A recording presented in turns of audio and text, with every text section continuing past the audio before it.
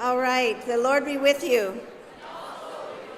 Thank you. We are calling together this afternoon session, the third plenary session of our annual conference, and I'm glad that you're here. Hope you had a good lunch.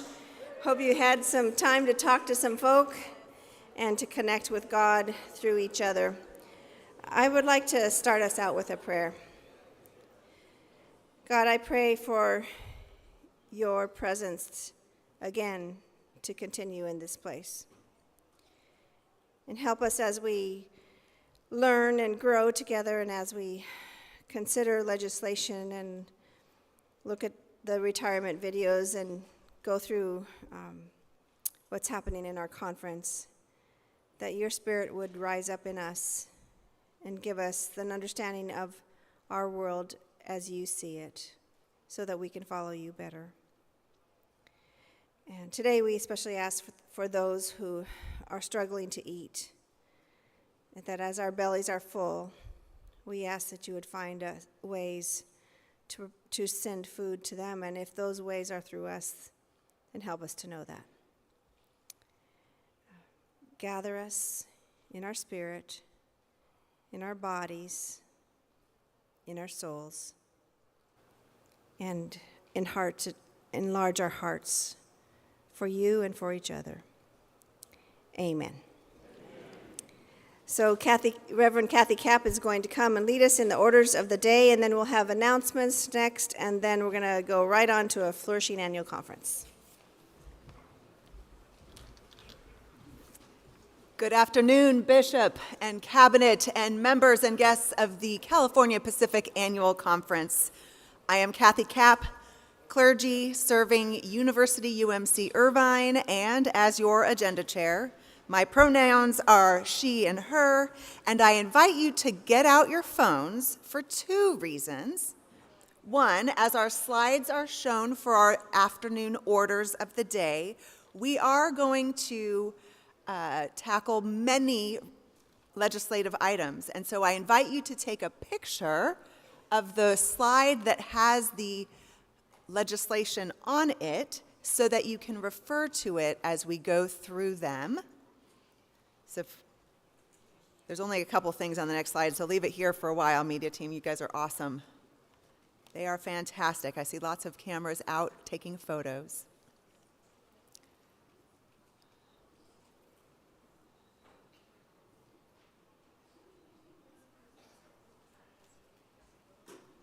All righty, and it'll cycle again, so feel free to do that. And Bishop, I move the orders of the day. All right, the motion for the orders of the day is before you.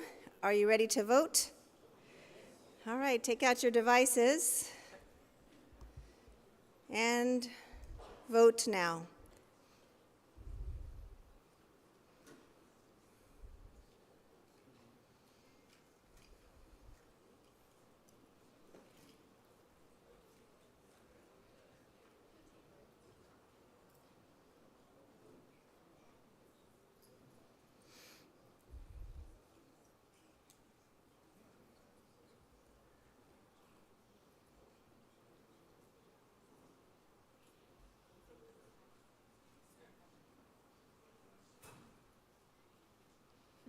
99% of you are liking this plan. Thank you. Thank you, Kathy. Thank you, Bishop, Cabinet, and our siblings of the California Pacific Annual Conference who is having a Kanak attack or food coma right now. Greetings and aloha mai kako. We're going to try that one more time. Aloha mai kako. All right, so again, just some general housekeeping. Those of you who have come in and out, who are parking but not staying here, remember to get your parking validated. If you're still having trouble voting, a couple of you have come up to me. Thank you for asking me. I'm sure many more of you are asking your friends. But remember, today's email is the one you're going to, the one that Jennifer sent to you last night. The two keywords you can put into your search, Jennifer Thursday, and it'll get there right away. Make sure you click on to the vPoll link. It'll make it easier for you. The one that says click here to log in directly into it. All right?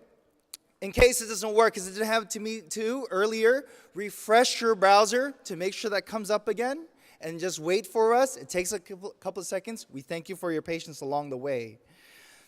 Now, again with our translations, we have the QR codes up there just to give you a little hint of what other languages people are actually reading these in. Other than English, we have Korean, and then we have Dutch, and we have Slovenian. Who? It's still imperfect, but what a wonderful reach we have for many of those who may be present with us online and even here in person. We're trying our best and onward toward Christian perfection. Now, just a little bit of a hint. Some of you, I hope all of you, have the participant guide with you. If you have it, go ahead and turn to page 5 for me and keep it right there nice and comfy. You'll see a whole lot of different colors. It says Zoom webinar, but it's really for all of our work together. As you come up to the microphone, you'll see some paddles, and on those paddles you see a color. So if you know you're going to be speaking for, against, or asking a question or making a motion or amendment, look at the color, be ready to go, and you're going to do what I again forgot to do. My name is Wonsak Ya. I am clergy from First United Methodist Church of Honolulu in the Hawaii District. Please state your name slowly and clearly for us, along with whether you're a clergy or laity and which church or ministry you are from.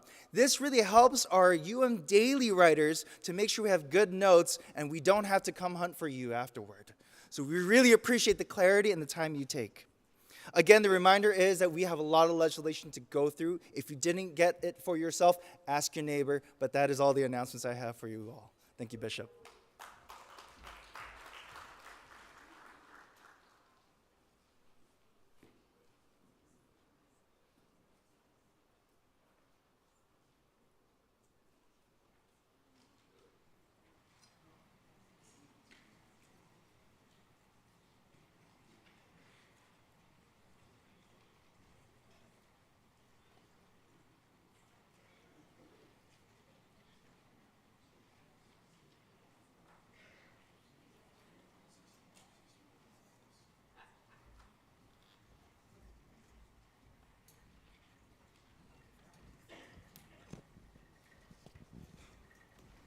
Good afternoon, church.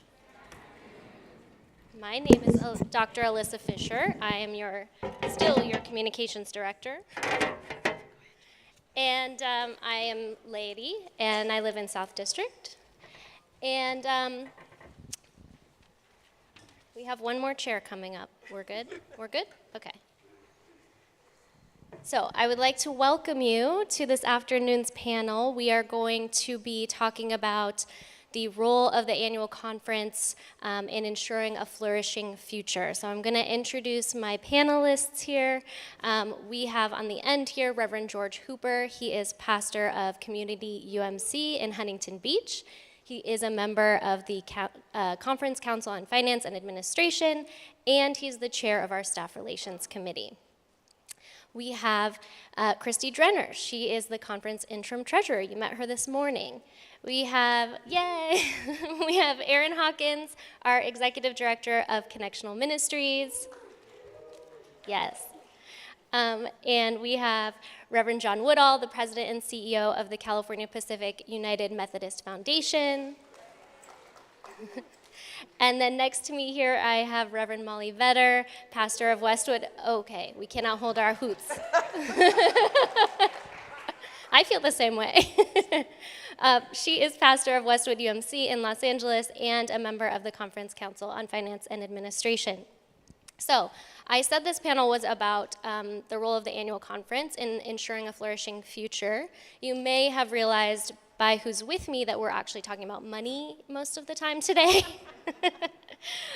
So you heard in Christy's report and Molly's report this morning about the process of building a bridge to the future of our finance operations, especially during a time of transition in our conference. And so I thought that it might be helpful to start with what's happened over the past year. So I would love to hear from George, if you can share with us kind of what's happened in the past year, what this transition means, what has changed since last annual conference to today? Actually, a little bit further back than just 1 year, because as most of you know, in previous years, we have been worried about finances, and so we have created a budget process different from what you had talked about. We created a budget process that started with a bottom line number and then said, what are we going to do with that amount of money? And that's how we structured it. And so when we came to budget hearings 2 years ago, my friends on the connectional table and the resource EMT called me up because I'm in CFA, and maybe Molly, you got one of these too, and said, aren't we supposed to be involved with this somehow other than just attending a meeting? And then we get to the CFA meeting after the budget had been presented, and we were considering the budget. We literally had a 5-minute meeting to approve the budget. There wasn't involvement. There wasn't any way of having it. It certainly wasn't vision-based. It was bottom line crisis-based. That was the moment we were living into. And so when Bishop Dottie gets here, we have a budget hearing. She comes in, and we're not prepared to have this conversation. So we decided last year, a year ago, was to say, no, we're not going to do it that way anymore. We're going to do vision-based budgeting. We're going to start with ministry and let the money follow ministry. Isn't that what they teach us? That money follows ministry? So Aaron, last year at annual conference, you pulled together a wonderful way of helping us to start the process of looking and saying, who are we? What is our vision? What do we want to do? Who do we want to be? And using that as the starting point and putting off when we did a budget. So doing that then in the fall. But the problem wasn't just with that process that we had created. There were deeper issues. There were systemic issues within the annual conference. And so when Bishop Dottie came here, it was clear, and she heard that. She heard you. And so she said, I need to bring in some folks to help. And brought in a couple of folks from the General Council on Finance and Administration. And I say a couple folks. I'm talking about the person who is the CEO of the denomination, the person who is the HR head of the denomination, who came in and talked, listened, interviewed staff and leaders, and spent a lot of time looking at our process, looking at our system, and then came back with some preliminary responses, and there were conversations that were held with the staff, with the leaders to say, okay, what is working, what's not, what are the issues coming up here? And then they took that and processed that some more, and then brought in the chair of the CFA, Howard Hudson, and the chair of the Staff Relations Committee, myself, because we are the not staff people who would then be implementing the recommendations that they made. And so this past year, in large part, because this is in the fall, we finally got the report, we have been working to implement the recommendations of the GCFA audit. And so if you look, for instance, at the SRC report, we refer to that. Here's some things that we're doing in here. But it's not window dressing we're talking about here. There were systemic issues, and we have been making systemic changes to have that happen. And we arrive now at the point where, even more broadly, as an annual conference, how will we do this? You have gotten us to the point with when you're talking about the bridge and building that budget, where it's like it aligns with our vision. And it's like, okay, so then we need to take that step back and say, what is our vision? Why are we here? So that brings us to where we are in this moment. Thank you so much. Does anyone else want to add anything to that? Very comprehensive answer, so maybe not. Okay, so where are we now as an annual conference? For those of you on the stage, you work in various places of ministry. What do you see as the key realities that we must face as a conference? And what do you see as the work of the ministries you lead in addressing these realities? I'm going to ask Aaron to start first. When I started here as your executive director of Connectional Ministries, we were in the midst of a pandemic. I started in October of 2020. The pandemic started in March. And so we were really in a time of trying to figure out how to support, equip, encourage churches that were that were just in the middle of trying to figure out how to navigate waters that we had never swum in before. And so much of what we did was crisis mode, finding ways to enable ministries that weren't meeting in person, that were trying to figure out what ministry online looked like, that were figuring out how to continue to do the work of the gospel. And so for the first almost year and a half to 2 years, we were really swimming in that crisis mode. And then things began to change. We started worshiping again in person, but we know that even with coming back, we weren't the same as before the pandemic. That churches were now really really dealing with the fact that everyone we thought might be returning to church, and many places weren't.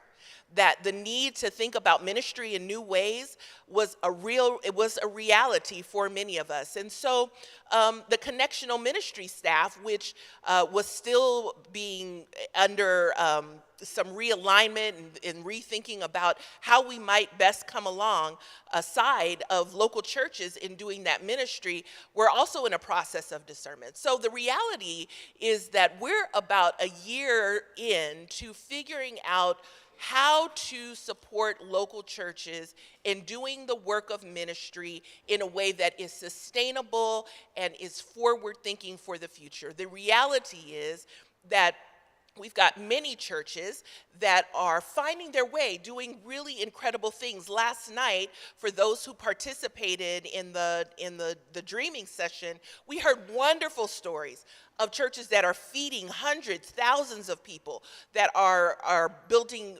resources and doing ministry for young people. So there's a lot of great things going on in our congregations. And there are a lot of congregations that are really just trying to hold on and are hoping that there is someone somewhere who can hear and feel their pain, and that they have a conference that's willing to walk through them as they don't know what their future is, as they try to figure out what to do with their building, how to make the next salary package or payment for their pastor. And so there are some emergent realities that around the ability to sustain ministry financially that are different than what we've experienced in the past, and we in connectional ministries are figuring out how do we help with some of these administrative how to navigate these administrative waters. But also there is what kinds of programs. We can offer workshops, but only you know what will work in your context and with your neighbors. And so we've got to be strategic about offering the types of resources, financial, programmatic, that actually meet the needs of where you are. And we can only do that by being in more relationship with local churches, which means that our connectional ministry staff is covenanted, that each one of our staff will be present in at least 10 churches every year. And there are about 10 of us. So we're, in addition to whatever work we do in local churches, we've covenanted to be more present, to actually be with you in the places where you do ministry, so that we have an accurate read on what we can do to walk alongside you. But also, being a conference ministry, we're thinking about what are the things that we need to do to build partnerships in our region in a way that no one local church can. How do we build networks of connection so that you can be a part of something not only where you are, but something that reaches and spans lives and realities that you can't reach by yourself? So we're all in a process of trying to figure this out. We're all in a process of trying to think about what the future is asking of us in terms of ministry, when we know that some of the things that we've depended on, things like church membership and expecting. Last night, there was a dream that was expressed from one of our tables that in 2030, we might say that the average member of the United Methodist Church in Cal-Pac is 35 years of age or under, which is a significant shift. It's a wonderful dream. It's a wonderful dream for us to grow younger. I've been in many conversations where we've talked about this is important. If we're going to have a sustainable future, we've got to be able to grow younger, which means that we've got to have new forms of ministry, new ways of reaching. The attractional model will work in some places, but not in others, because there are many who've just been so wounded that there isn't anything we can do, no shiny button or thing, bauble that we can dangle that will attract. We've got to go. We've got to be present in dog parks, in museums, in pubs, in coffee shops. So we've got to reimagine ministry altogether. And so our essential ministry teams, the connectional table, which is going through a redefining process itself, all of this has been part of this work of thinking differently about how do we resource and walk alongside local churches as a primary place where disciples are made. Thank you, Erin. Maybe Molly and George, you guys can talk a little bit about the realities that you're facing as ministering to local churches. Well, I was just thinking as you were talking there, Erin, that we're all too old to make your vision here. We need to be doing some work to get younger voices in leadership. I appreciate the way that you helped frame connectional ministry, helping us see that it's more about the connections, the relationship, and the interrelationship than about sort of like deferring work to be done in some other place. Although I value that the connection in our annual conference means that I, in my church in Westwood in Los Angeles, get to claim participation in what's happening in the churches in, for example, Jacamba and El Centro, where migrants coming across the border are being met with compassion and love, and that's part of my church doing that, and I value that our locatedness, the reality that we're in actual communities and neighborhoods means that we're present doing ministry that needs to happen in so many places. But that innovation really happens at that local level. It's the pandemic realities reshaped how the conference works, but that was so viscerally real in the local church where the next Sunday we had to figure out how to do church on video, and that was happening in all of our churches. We were all trying at the same time to make that innovation and that change. None of us, I don't know, maybe some of y'all were experts. Most of us way outside of our depth on new technologies that were uncomfortable. But I think that was like an interesting test case of an urgency, but that kind of innovation always starts from the local level because our ministries only have integrity when they're actual people meeting actual needs of our neighbors, preachers preaching real sermons to real people in a real place, lay leadership responding to the need of the moment and the gifts of the people, and that has to happen in the local church. And so the annual conference's purpose is not so that some higher level of the church looks good, but so that the church is flourishing. Is that the right word? Do we like make noise when we say flourish at this annual conference? Right, okay. The church is flourishing, is really flourishing when it's happening in all those places. And that can't happen until it's in all of our local churches. And the conference helps feed, support, sustain, encourage, commiserate with the places where that ministry is happening in actual places with actual people. I mean, not that conference staff aren't actual people. I don't mean to imply that. But you know what I mean.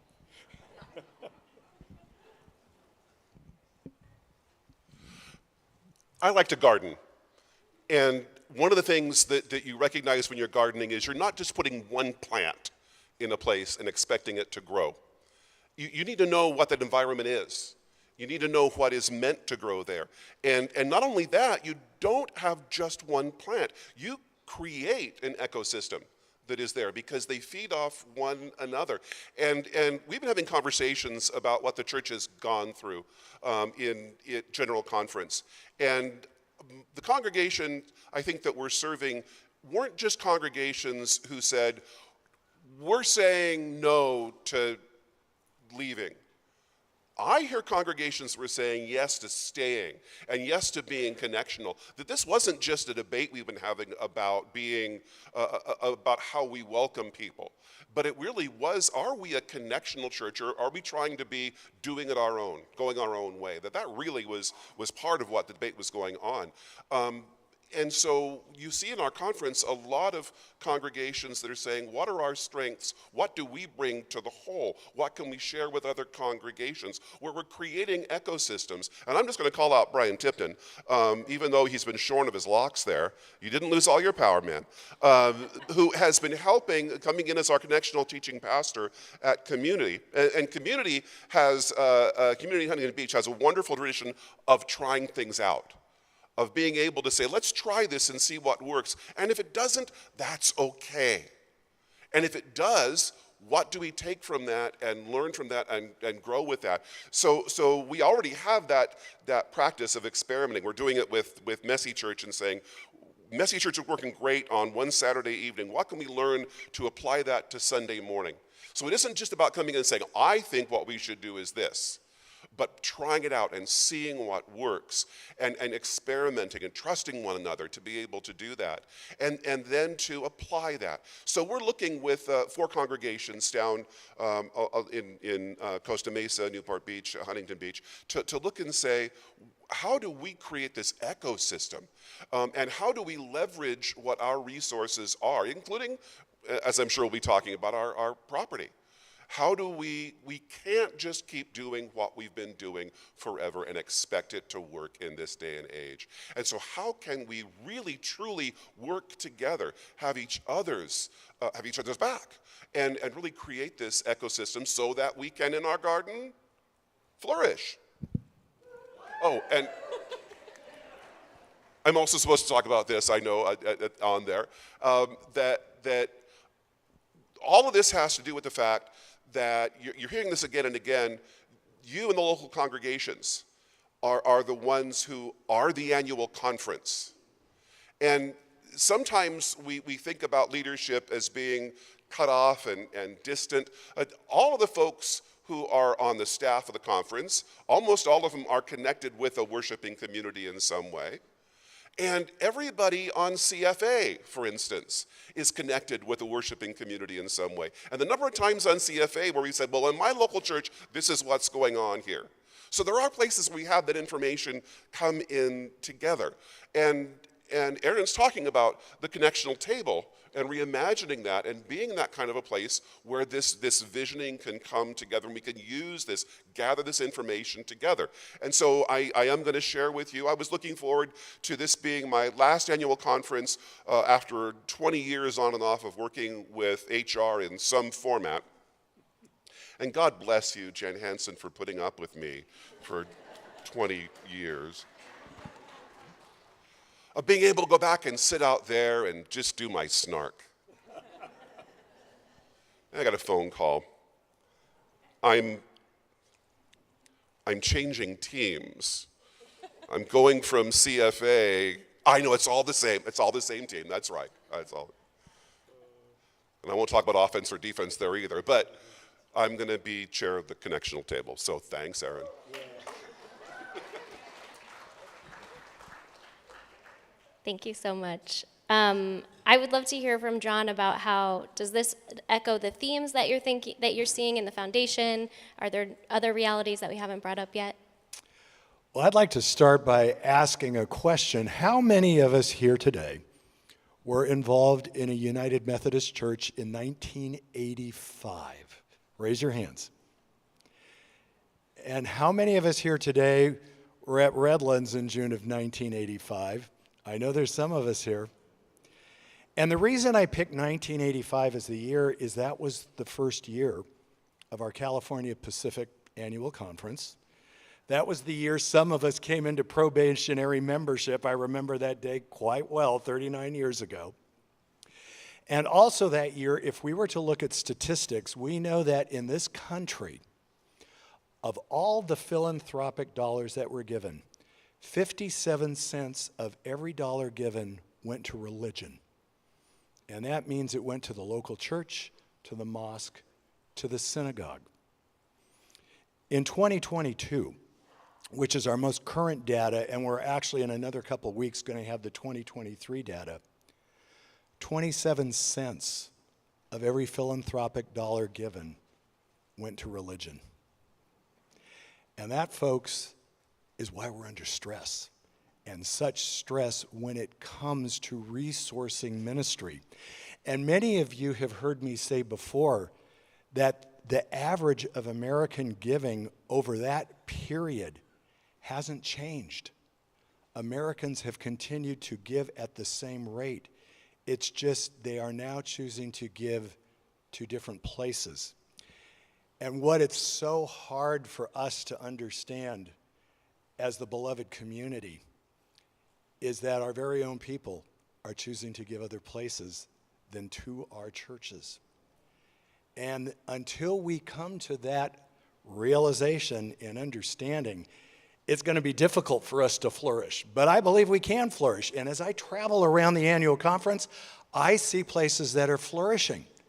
And I am talking to pastors who are telling me our giving the last 2 years has been better than it's ever been before. And I know it can happen. But in order for it to happen, it's requiring us to take on a different modality of how we finance ministry. One of the things I like to talk about in the work I do with the foundation is that we need to let go of our attitudes about money, and we need to start thinking about money as just a neutral resource. It's another resource, it's another commodity out there that helps us to do the mission of Jesus Christ in the world. But we have added so much baggage to this concept of money over the years that there's a lot of re-educating we need to do with ourselves with regard to this if we're going to be able to get to that place of flourishing. And one of the first things that we have to look at is that our job as leaders in the beloved community is to realize that we're going to need to do more work, first of all, at developing multiple revenue sources in order to fund ministry in the local church. So what do I mean by that?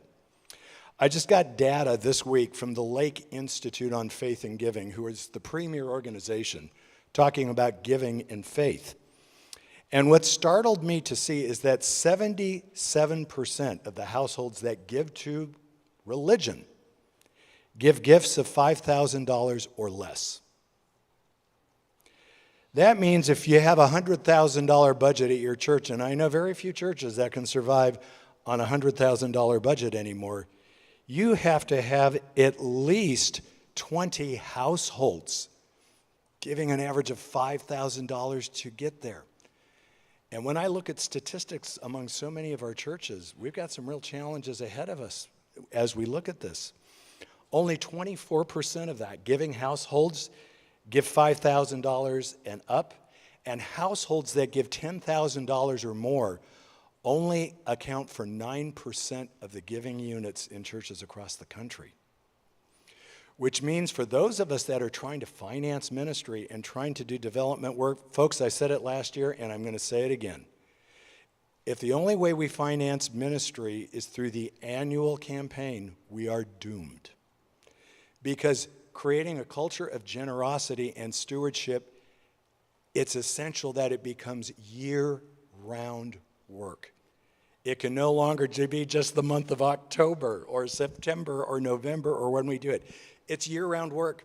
And this is one of the things I'm excited to do with the foundation is we can go out and train at the district level or at the local church level how to create development teams in your congregations or your districts so that you have the same skill set that every other nonprofit organization out there has. Because the reality, friends, think about your mailbox. We are in competition with every nonprofit organization for every dollar raised in a way that we have never been before, and no longer can we assume that our constituency is going to give to us first.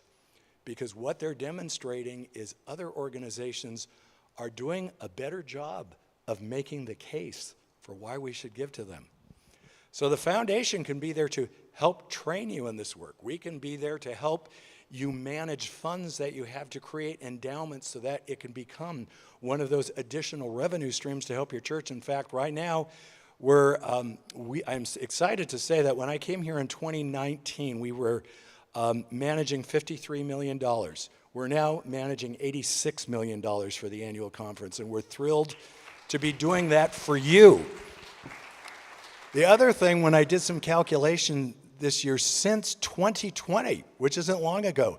The foundation has given out over $900,000 in grants, ministry grants, and scholarships that injects it back into you. So I'm going to put the commercial there. For those of you that don't invest with us, we're a value added because we're investing back into the annual conference. And I'm here to tell you that Vanguard and Fidelity and everyone else are not doing that.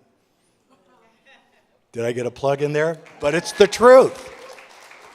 Because the foundation exists, and we've existed for over 80 years to be investing in you and to enable ministry to happen. And as you can tell, I get a little excited about this.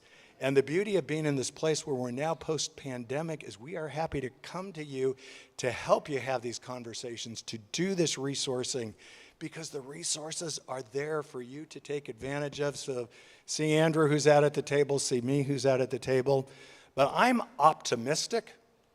And I am hopeful because I see where ministry is flourishing and where people are finding the resources to do this critically important work. And I'm going to stop talking because that's the preacher in me that will just keep coming out. So Go what for can I 20 say? minutes, right? That's right. But everybody else has been doing that today, so I figured I got to put in my thing. But friends, yes, these are challenging times to finance ministry. But I honestly believe where the Spirit's present, we can do it, right? Well, I was just going to say that I met with John the second day I was here, and to have a resource like this in the conference and not be fully utilizing it is so sad, but to be able to have a resource like this is amazing. Those of you that have hired outside consulting firms and spent thousands of dollars on capital campaigns know the value of this work. So kind of piggybacking on the statistics that you were talking about, I took a quick look at the last 5 years of available statistics, and it aligns pretty well with what John's saying. Across the annual conference, we've seen 0% increase or decline in the giving over the last 5 years, which is good that we're not dropping, but not good that we're not growing. And these are on specific line items. So that one's 52T for any of those statistics people out there. So it doesn't include capital gifts. And then if you look at what is the total amount of membership, because we know that a lot of our significant giving is driven by members, over the last 5 years of statistics, it's gone down 13%. So we're collecting the same amount of money from 13% less of the population. And we all know the last statistic I'm going to share is operating expenses. What is the local church spending on the budget? That has increased by 19% over those 5 years. So a lot of the things that he highlighted, you know, ways to find alternate revenue sources, being creative about how we do our capital campaigns or just our normal stewardship campaigns will be critical in this next season. And one of the things I mentioned this morning really is about what is the capacity of the local church for apportionments, because just like the local church can't rely solely on donations, the annual conference is going to have to be creative as well to not solely rely on apportionments moving forward as we try to build a sustainable budget. Thank you. So we're trying to begin a dialogue about how we work toward greater sustainability, equity, transparency as we're aligning our ministry, our money, the local congregations, and our conference, right? And so who's missing from this conversation so far is all of you.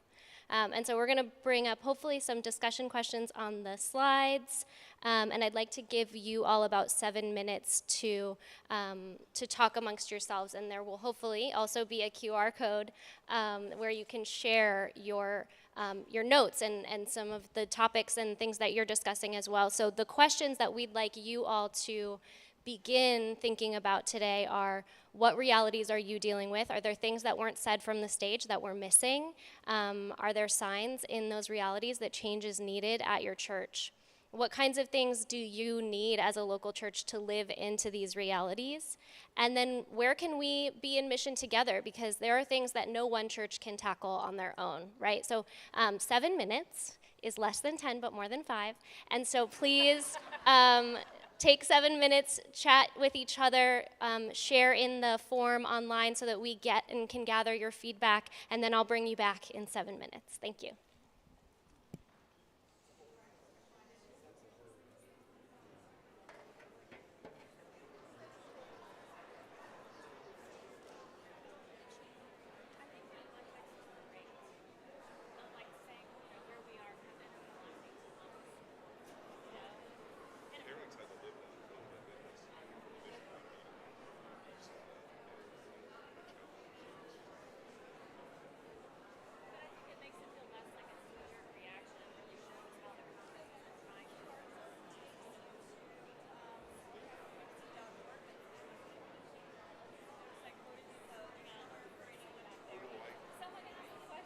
Okay, I'm being told the QR code that I gave you is incorrect, so I will be getting you a new QR code, but take notes.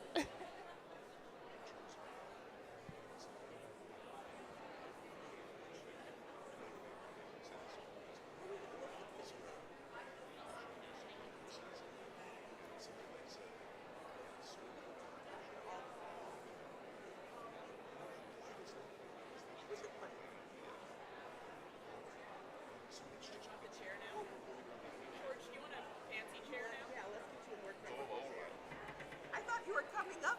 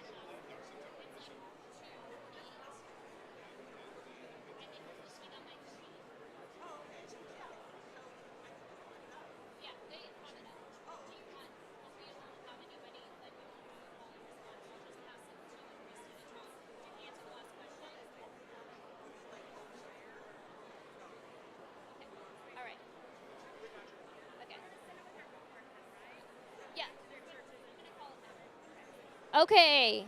Hello. Your time is up.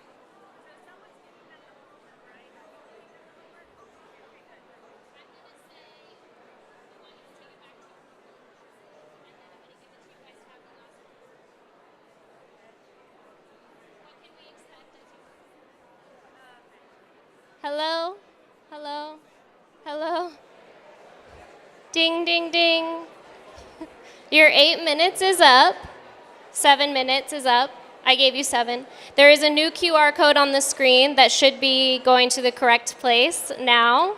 So if you would please rescan the code and submit your notes, I would really appreciate that. I hope that you all had a fruitful discussion around your table. As you wrap up your conversations, there is a new QR code on the screen for you to scan so that you can share the conversations that you were having with us, because we're really looking forward to bringing you in on that conversation. I just have 2 more things that I'd like to share with you. So we would like this conversation to continue, and we would like it to continue at your local churches. So we are going to be, in the coming weeks, providing you with resources to have this or a similar conversation at your local church, led by a pastor, led by your congregational delegate to this annual conference, so that we can continue gathering this feedback and learning about your needs and the ways that we can flourish together. Aaron and Christy, is there anything else that we can expect as we move towards the special called session in October? So I would just say, just to follow up what Aaron said, please expect to participate in this process. We want to make sure that voices are heard, priorities are understood, and that we really have a sense of everyone feeling a part of the process. So please turn in information early and often. And you talk about money as just a resource. People are another resource, and that we absolutely rely on. When you look at the nominating report, we've had a tough year to be doing nominating. I see a lot of vacancies on there. I heard in the report from the team going to General and Jurisdictional Conference about having a pool of people from which to nominate for connectional agencies. And that means we're looking for you to step up. We've given you some work, we're gonna give you some more work to do, but also not only wait for the phone to ring or the email to come, but get involved, be involved, lead. You're a city on a hill. A leadership-oriented Barbie.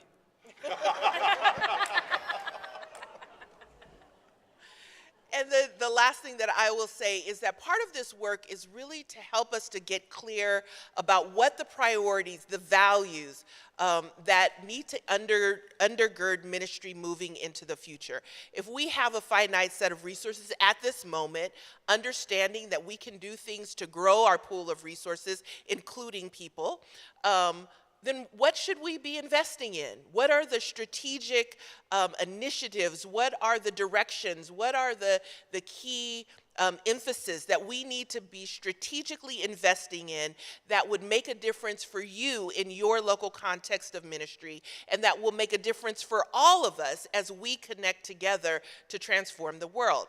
And so we need to know what those priorities are. We need bold and provocative proposals about how we might direct or redirect our resources so that we can all flourish into the future. So don't be afraid to say we need to stop doing this in order to do more of this, because those are the kinds of important decisions that will be before us in October. That's when we're having our thing, right? In October and in the months and years to come. We're going to have to make some decisions about who we are, and those decisions will inform where we are strategically investing our time, our talent, and our money so that the kingdom of God can be brought to its fullest flourish. Thank you. Thank you so much to our panelists. Thank you all for participating today. We appreciate that. We're probably going to take a short break to reset the stage, I assume. So 5 minutes.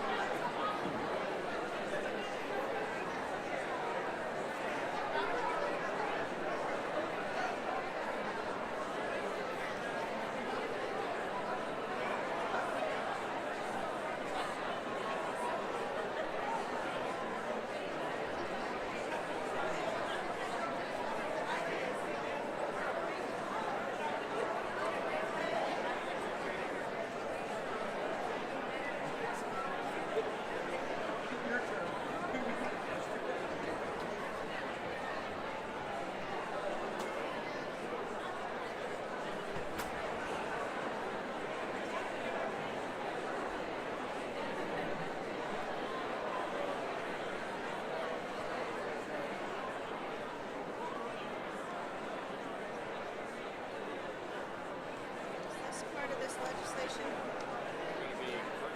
First one is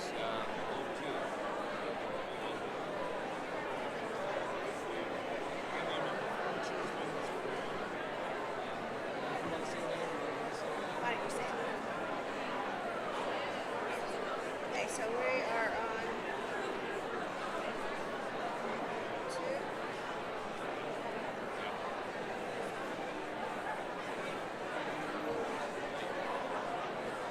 Yeah, I actually think we could actually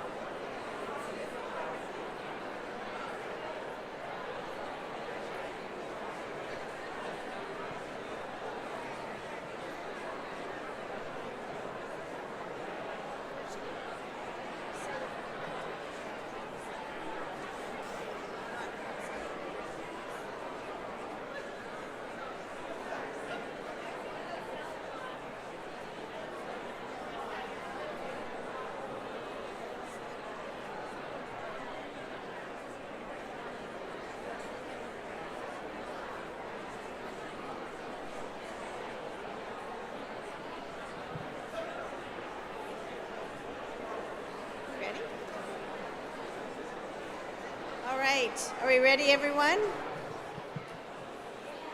Let's call ourselves back to order.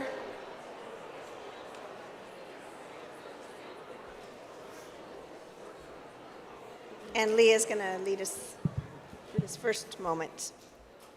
Thank you, Bishop. Good afternoon, Cal-Pac. I'm again Leah Booth, pronouns she, her, a clergy member serving Trinity UMC in San Diego, and your legislation chair.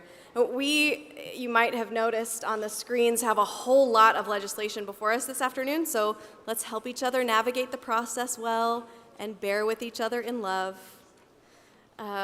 Bishop, our first item is to go back to Resolution 2402, a resolution to declare gun violence a public health emergency, brought by the Justice and Compassion EMT, found on page 67 of the preliminary report. And Bob has an update for us. Friends, after some emails with Blake over in Hawaii, he has withdrawn his amendment.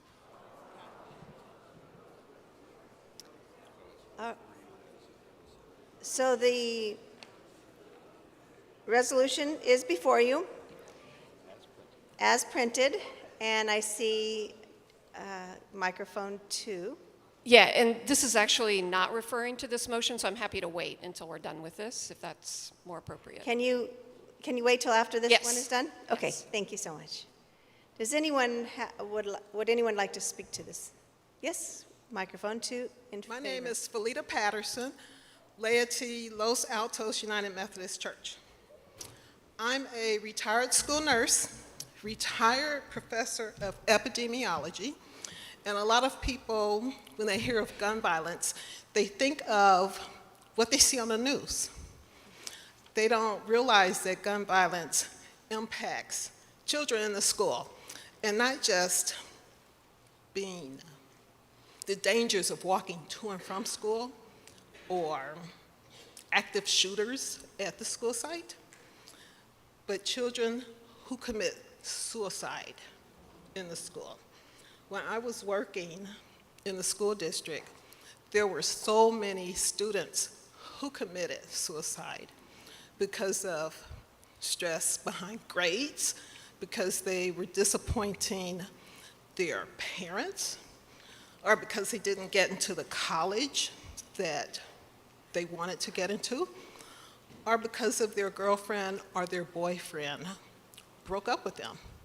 So there's a lot of issues with gun violence that sometimes we just think about what's going on the news, things that we don't hear about otherwise. There were many nights that I got home from work and I got a telephone call from my director that said, meet me at the high school first thing tomorrow morning because a student committed suicide. And one week, we had 3 students to commit suicide at the same school site. So this is something that we really need to consider. And I'm holding the green paddle. Thank you. That is in favor. Thank you. We have another one in microphone 2. Oh. Any other person want to make?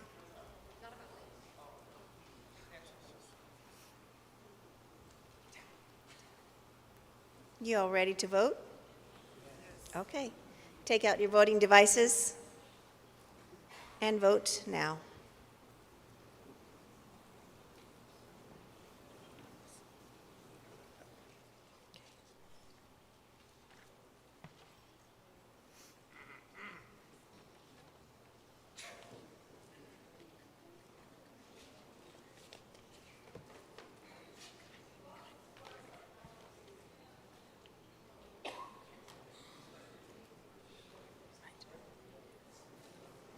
Are they having trouble with their voting devices?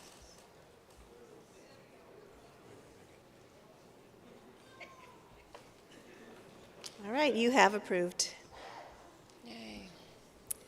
Our next item is Resolution 2405, Solidarity with Filipino People, brought by the Justice and Compassion EMT and individual signers, and can be found on page 70 of the preliminary report. Bishop, I move Resolution 2405. This resolution 2405 is before you. Would anyone, I see a few would like to speak. I forgot to ask. Deaconess Sharon McCart from University United Methodist in Irvine, laity, Chair of Disability Ministries. I speak in favor of this resolution because since 2017 I have made 6 trips to the Philippines and learned a lot about the human rights violations there, and I stand in solidarity with the people of the Philippines.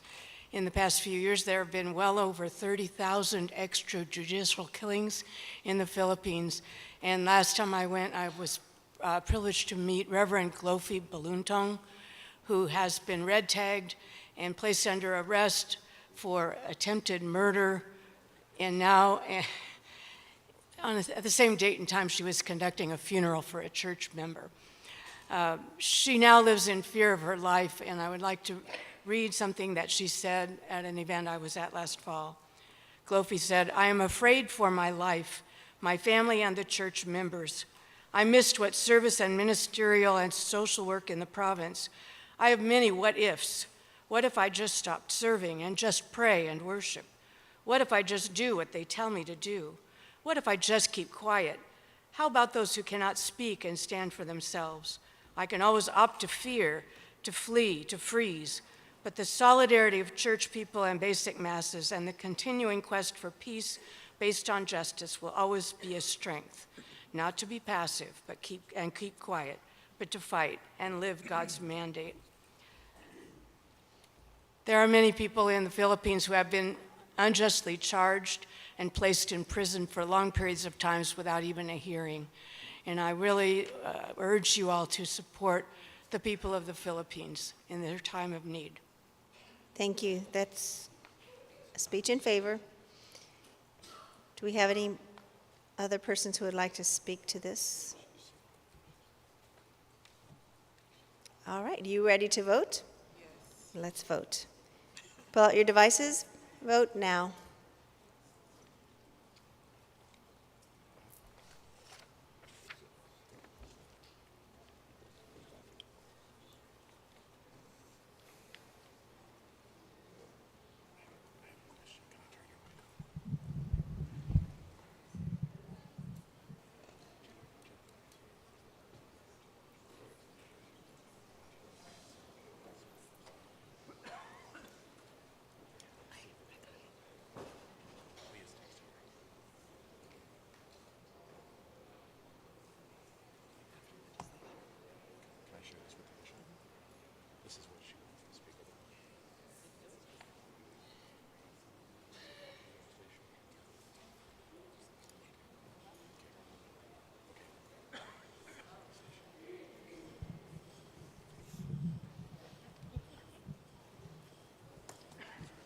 All right, you have approved.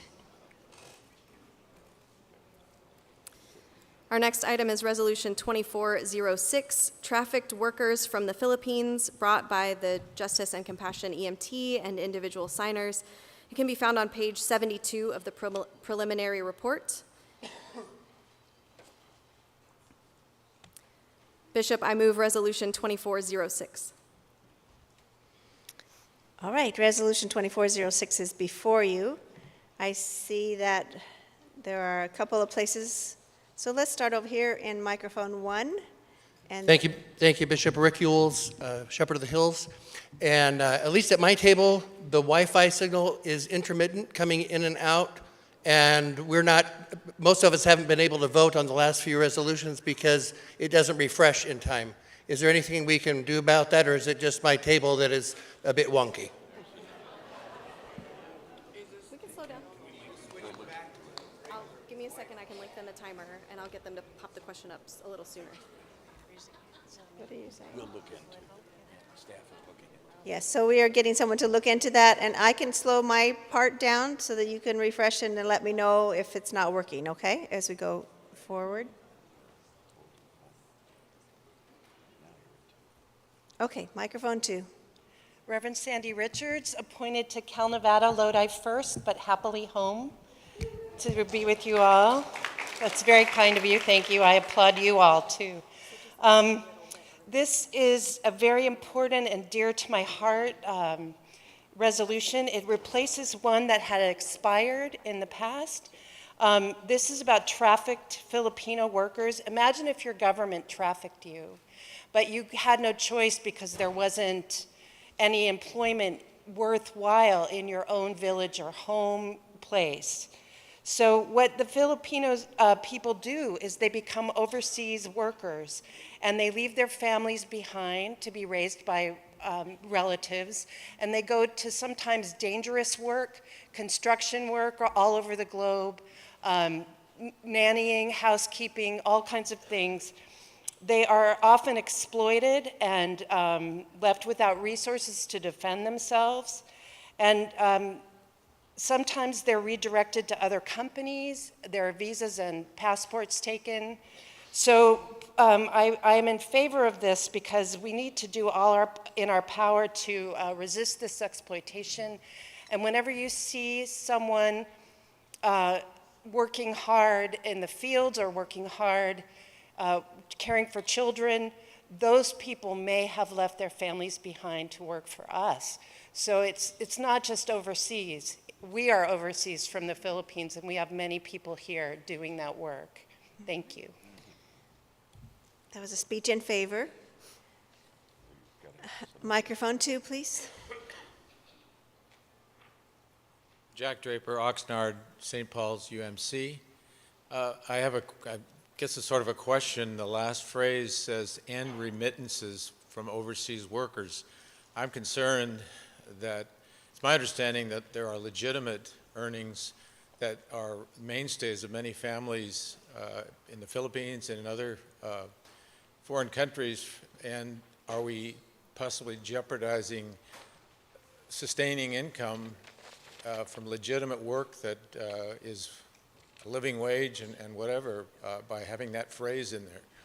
So I guess I'm tending to request an amendment to eliminate that phrase that says ending remittances of overseas workers, because it encompasses everything, legitimate work as well as trafficked work. And people rely on that in the Philippines and other foreign countries from workers who are working legitimately and paying their taxes, for example, in the U.S. So are we throwing the baby out with the bathwater, so to speak, with that? Okay, so are you? So I would move that the last phrase be, and ending remittances from overseas workers, I believe was the wording, be deleted from the first part of the resolution.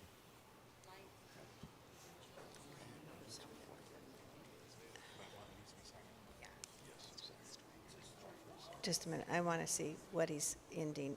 Can you tell us which part of that phrase you want to amend or remove?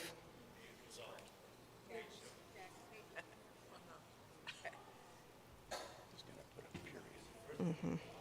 But he has to say it. I know, but he has to say it.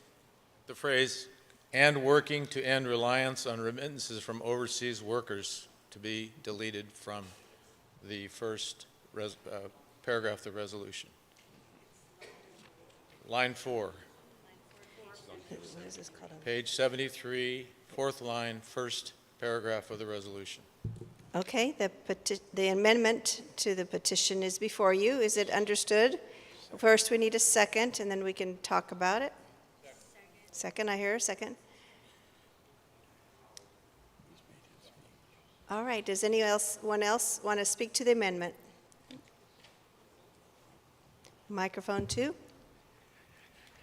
So I rise to speak against the amendment because it's not saying to end remittances. It's saying to end reliance on remittances. And the nuance is that the Philippine government relies on these remittances, charges huge amounts of money to the people working overseas. And the Philippine people also rely on the remittances because there are not decent jobs where people live. The patrimony of the Philippines, by the way of their natural resources, are being stolen and robbed, just like we heard about from the climate change talk. And there is plenty in the Philippines for people to stay home and work and have a good life. But because of exploitation, militarism, and a host of other isms, it's not possible. So we would like to end reliance on remittances, not remittances themselves. Thank you. Can I speak to that? You have to Can I wait a speak into- moment. Wait a moment. Microphone 2. A.D.L. DePano, clergy, Santa Ana United Methodist Church. I'm struggling with the amendment, but I do speak in favor because there might be unintended consequences if we register our support for ending reliance on overseas remittances. This is one revenue stream that the Philippine government depends on. Of course, there are abuses, I don't dispute that, but a lot of families do rely on members of the family that they pull their resources to send overseas to bring families above poverty level.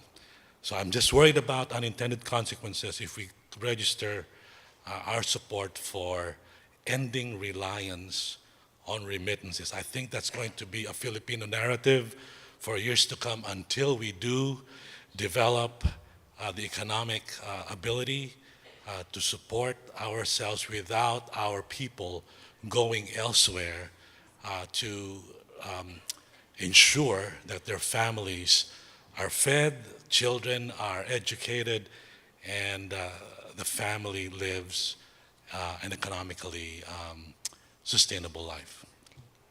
Reverend ADL, was that a speech in favor of the amendment or against the amendment? The amendment. Yeah, I think it's in favor. I did. In favor. It sounded like the opposite to me. Now you're at mic 3. Microphone number 1. Bishop, members of the annual conference.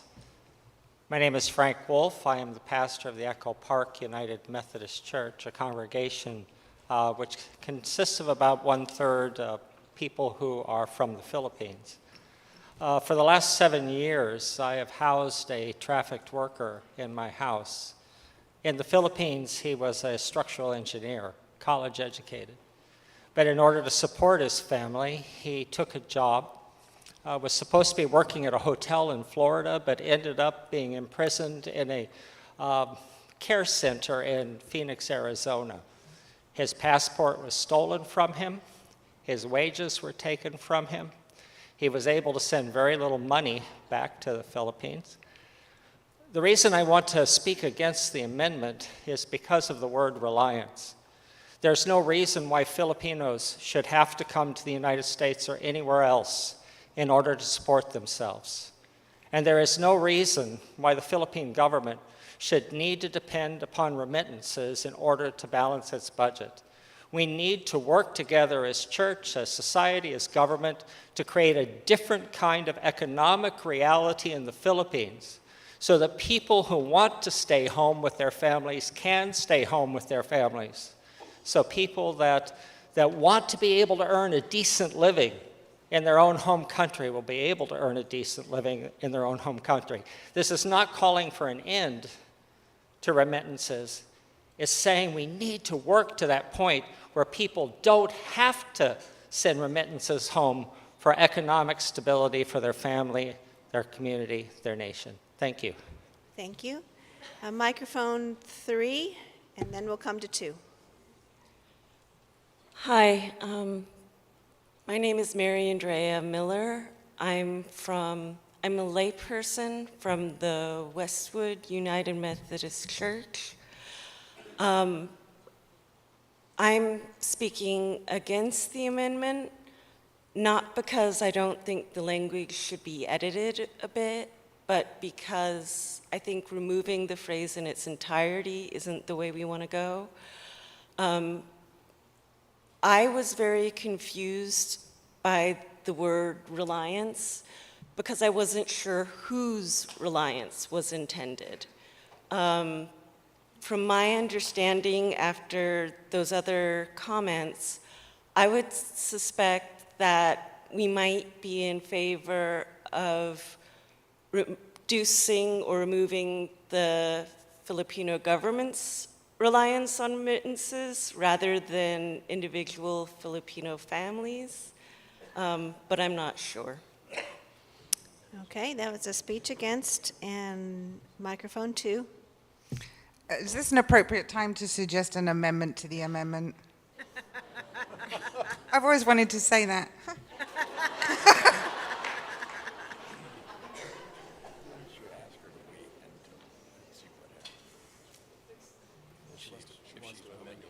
I know, but she can. It doesn't mean that we have to pass.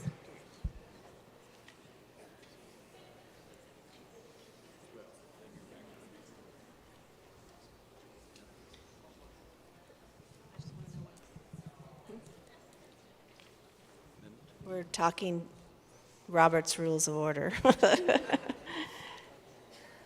Go ahead, Denise. What I would like to propose is, rather than striking out that language, that we replace it with language that suggests that we work at developing systems and structures that end the Philippine government reliance on remittances. All right, anybody want a second? You want to speak to that? I think that allows the language to remain, which is the intent, but it also gives us a task to do, which is to help people develop those systems there, and gives us answer our call to helping us, as Jesus did, in breaking down the systems that are creating harm and to build new ones. Okay. Would you? So this. It's an amendment by the.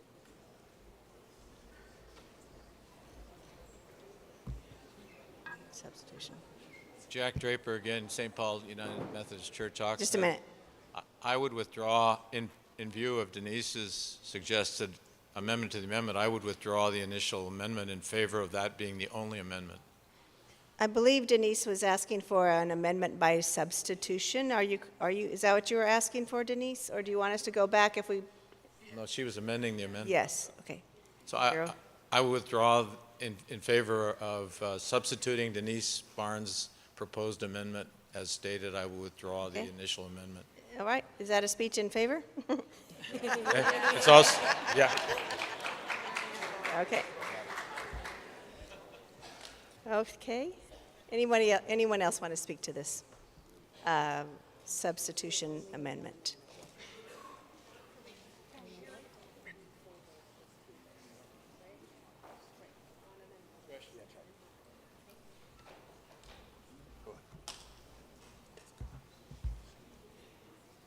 All right, nobody else wants to speak, so let's go to voting on this amendment.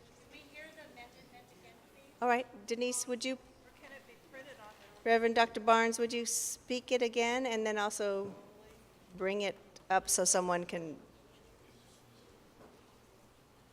put it on screen? Okay, so we would replace the language with work at creating new systems which aim at ending the Filipino government's reliance on remittances. Say it a little slower. Slower, sorry, okay. Work at creating new systems which aim at ending the Filipino government's reliance on remittances. Okay. Work at creating new systems which aim at ending the Filipino government's reliance on remittances. All right, are we all understanding what the substitutionary amendment is? Yes? All right. Anyone else want to speak to this? Okay, let's move to the vote. Pull out your devices and let me know if your devices are working.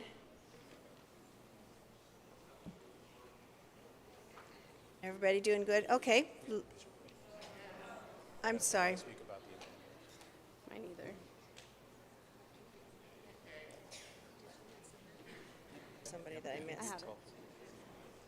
All right, go ahead and vote now.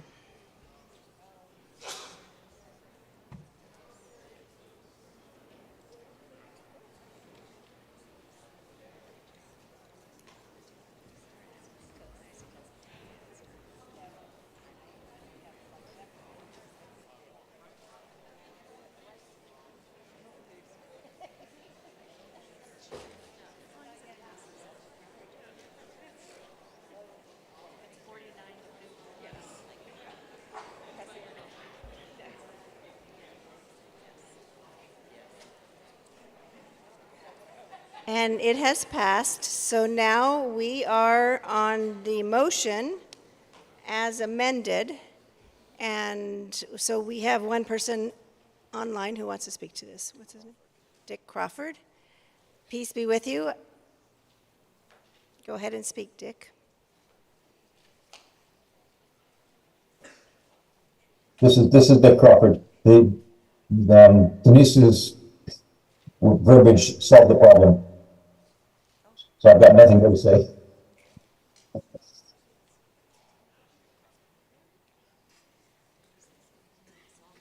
We're having trouble hearing you. Why don't you try to speak one more time?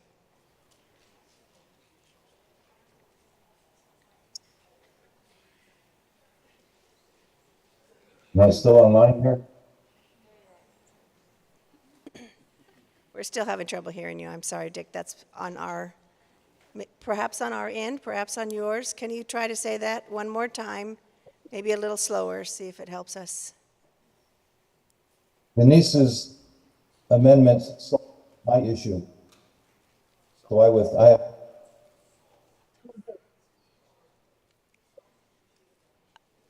I can tell you what he said. Yes, we're on to the main motion. He said Denise's amendment solved the issue, so he no longer needs to speak. Thank you. Oh, I see. He no longer needs to speak. All right, we're back on the main motion. We are still on the main motion. Does anyone else want to speak to it before we vote? Microphone 2.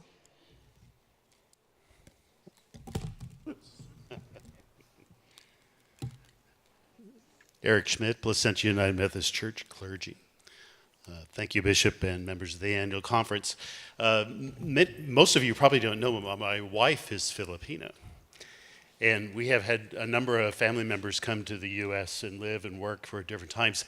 And a number of them have been economically trafficked. In one instance, they receive a check they receive payment by a check, and they had to return the funding in cash. And this was for a government-sponsored program. And so it happens with our very own friends and families here at our conference. So I speak strongly in favor of this motion. So, Speech in favor. Does anyone else want to speak? All right, are you ready to vote? All right, pull out your devices. And vote now. Oops, wait a minute. You can pause the timer for a second, pause it. Try refreshing and see if that helps us. If you're having trouble, lift your phone or your hands.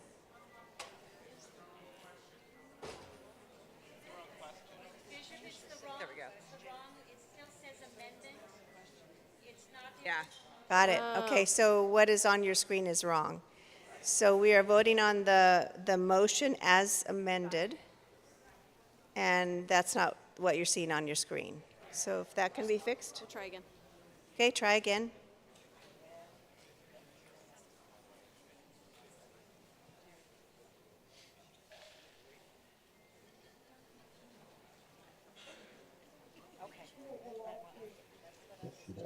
Okay, how's it looking now? Yeah.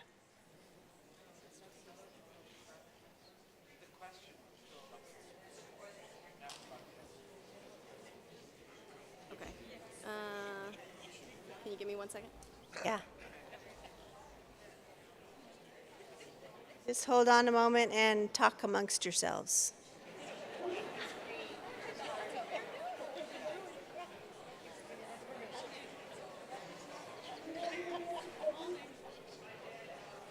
I don't know. I have no idea what happened.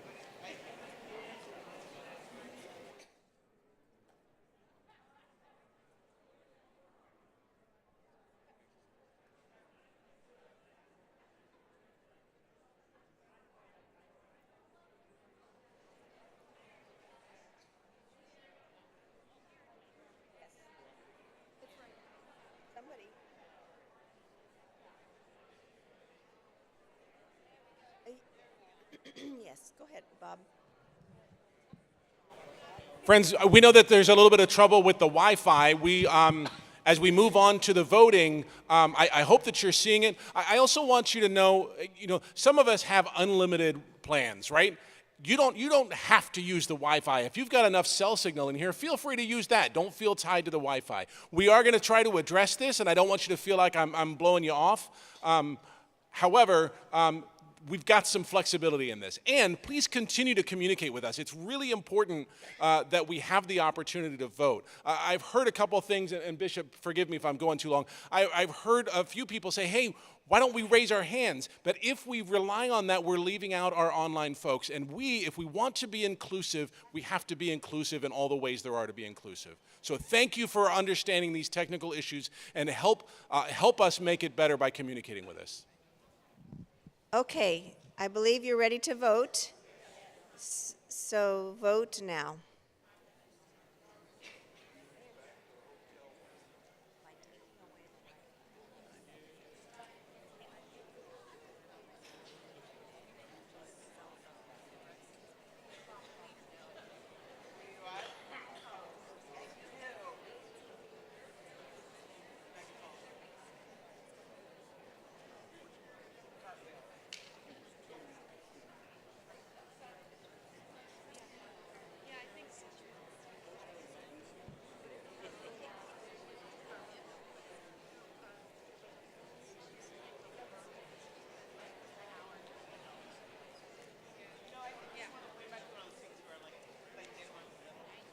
And you have passed this resolution. Friends, our next item is Resolution 2407 regarding Philippines peace talks. This is brought by the Justice and Compassion EMT and individual signers. Can be found on page 73 of the preliminary report. Bishop, I move Resolution 2407. Resolution 2407 is before you. It looks like we have some folk who want to talk, so let's go to microphone 2. Thank you. Reverend Sandy Richards, Lodi, Calnev. I forgot to say my pronouns are she, her, and I am white, clearly. The Civil War has been going on for decades.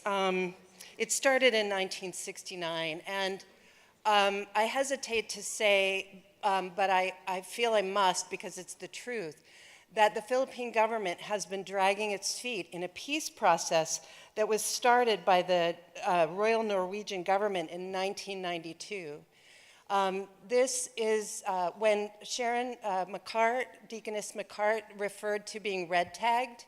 What that means is you are accused of being a communist and part of the National People's Army, a combatant against the Philippines. So it's used as a ruse to imprison pastors, nuns, missionaries, and a host of other innocent people. We want to pressure the Philippine government and the people that are the National Democratic Front of the Philippines to come together and finish the peace process. They developed several aspects they'd like to address. One of them has been passed, and that was many years ago.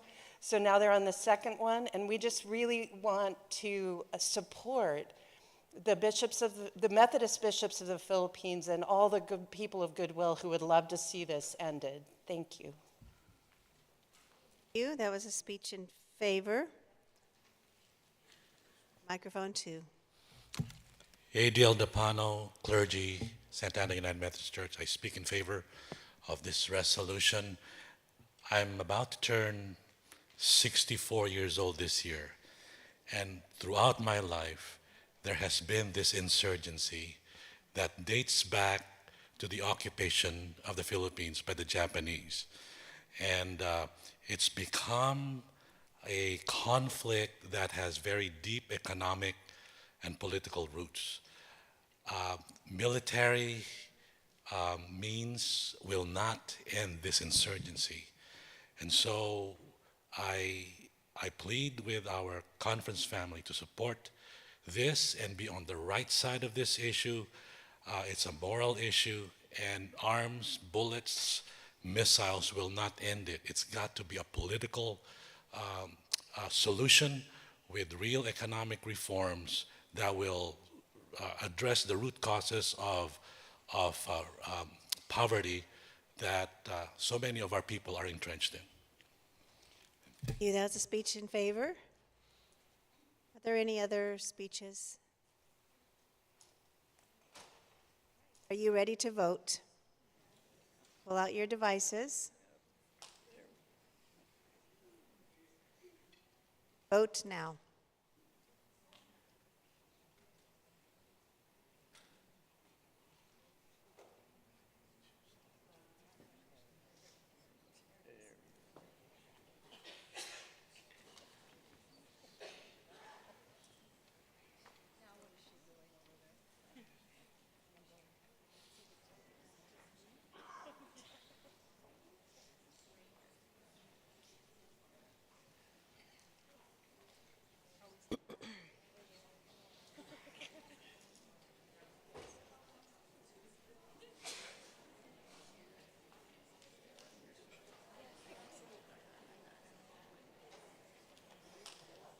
All right, you have approved. Thank you, Bishop. Our next item is Resolution 2409 in support of LGBTQIA+ people, brought by the Justice and Compassion EMT and individual signers. It can be found on page 75 of the preliminary report. Also, please know that text may continue onto the following pages after the initial page, so you might have to scroll down or turn the page to see the full text. Bishop, I move Resolution 2409. All right, this motion is before you. Would anyone like to speak to this? Oh, I see microphone 1. Thank you. Good afternoon, Bishop. My name is Tracy Kunish from Artesia Cerritos United Methodist Church. I'm laity. I move to amend Resolution 2409, line 8, celebrating annual LGBTQIA Sunday. I would move that we insert the word encouraged, so the resolution reads, congregations are encouraged to observe an LGBTQIA Sunday on the first Sunday in June or on another date, etc. I feel to mandate an annual celebration further alienates our siblings who are struggling with the decisions that were made at General Conference. I support those decisions that were made, but it was evident by the panel that Reverend Dr. Barnes had yesterday that some of our siblings are quite struggling with this. So that's my amendment. Okay, there is an amendment to the motion before you. Is there a second? All right. Has been seconded. Does anyone else want to speak to this? Amendment is on page 77.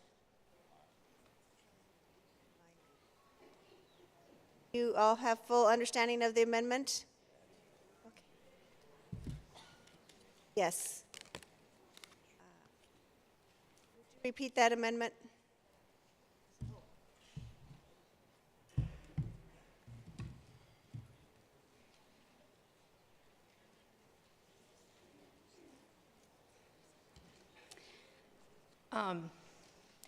That the word encouraged be included so that it reads, would help if I had my glasses on, huh? Congregations are encouraged to observe LGBTQIA+ Sunday, etc. You. We have someone else that wants to speak to it before we vote. Microphone 1. Thank you, Bishop. Catherine Henry, pronouns she, her. I am a layperson from La Cañada UMC in the North District. I am speaking in favor of this resolution in part because of another resolution that we haven't looked at yet together, but that I have read. Are you speaking in favor of the... Oh, thank you. I am speaking in favor of the amendment. I appreciate you reminding me what is before us. I'm speaking as an LGBTQ person who rejoiced at General Conference. And also, I appreciate adding the language of encouragement rather than the implied mandatory nature of the current language, because as we'll look at another resolution about the big table in Cal-Pac, it just doesn't make sense for every single congregation to host or to celebrate an LGBTQ Sunday, and that may not be authentic in every ministry context. Thank you. That was a speech in favor of the amendment. Correct. Microphone 2. Drew Patterson, laity, Shepherd of the Valley United Methodist. Reading from bullet point at line 8, celebrating an annual LGBTQIA plus Sunday, congregations are to observe a Sunday on the first Sunday of June. Educating our faith communities about the complex history of Methodist involvement in struggles to secure civil and human rights. To me, this Drew, doesn't seem specific to May I LGBT. interrupt you for Yes. a moment? Are you speaking to the amendment? Or to I the next? am. I'm getting to it. Okay, I'm I'm noting that the language here doesn't make the day specific to only LGBTQIA plus inclusion, and that perhaps we could, instead of saying encouraged, we could just change the name of the day to something like Inclusion Sunday, so that it more closely matches what its purpose is. And that way everyone would be able to practice it instead of just churches that wanted to, and just focus on different areas. Hey, Drew, I'm trying to see where we are. I believe you just spoke against the amendment. I guess so, in favor of a different one. So that's against the amendment, which is okay. You can come back and make another one Sure. after this one is done, if you're wanting to at that time.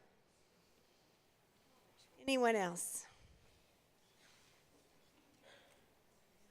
Microphone 3.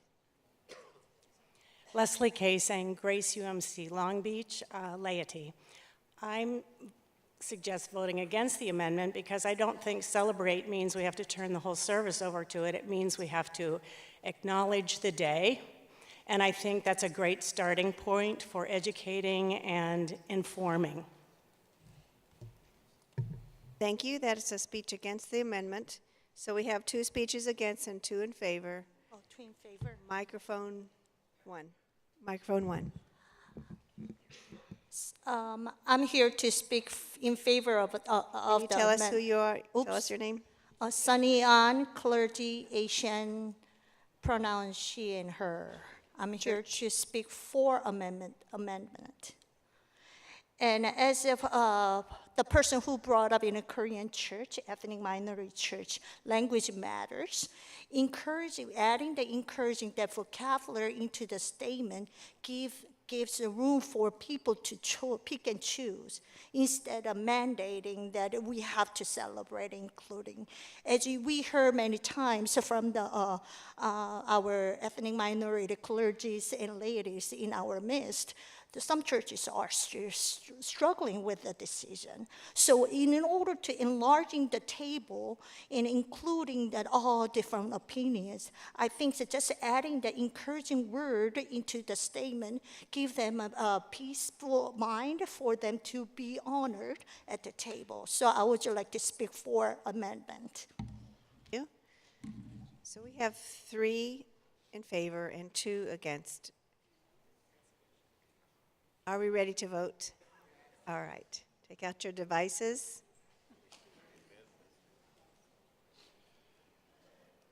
And vote now. Oh.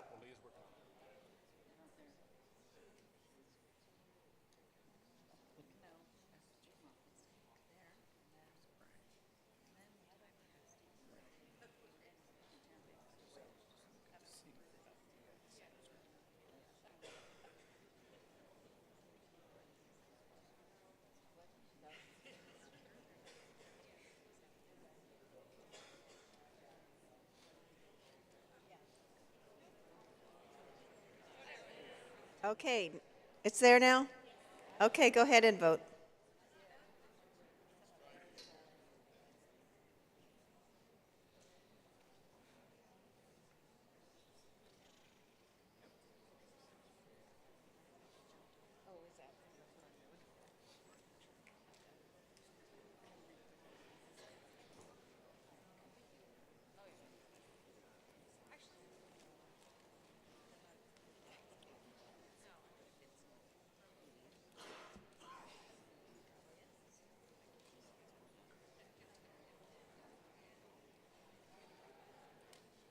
All right, the results are in. You have approved of the amendment to the motion.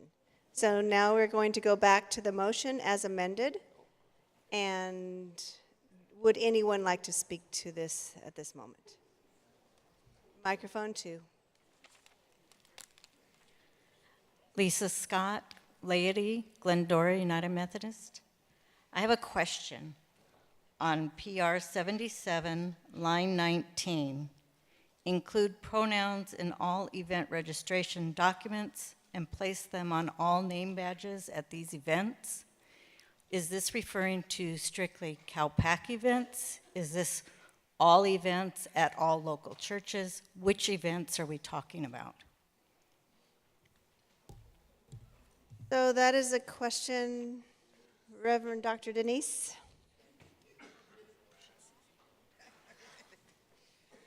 Thank you for the question, Reverend Denise, Conference Office, JCMT, she, her. The intent is, yes, all events. Local church and conference, yes.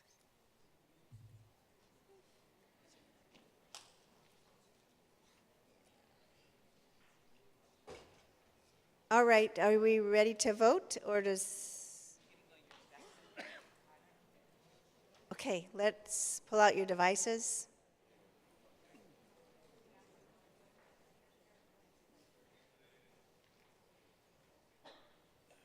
All right, it is up. Go ahead and vote now.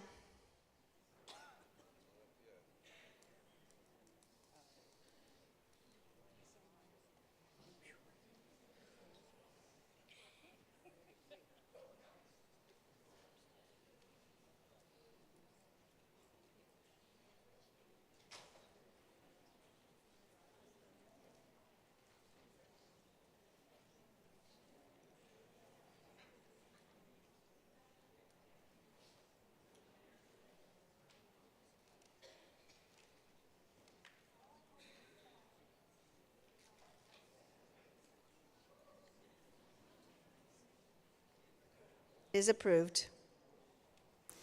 Our next item is Resolution 2410, a covenant to be good stewards of creation brought by the Eco Justice Strategy Group.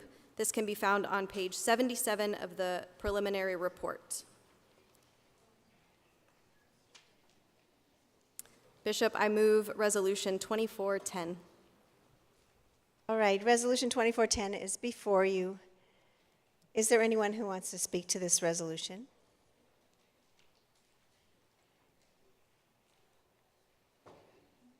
Are you ready to vote? All right. Pull out your devices.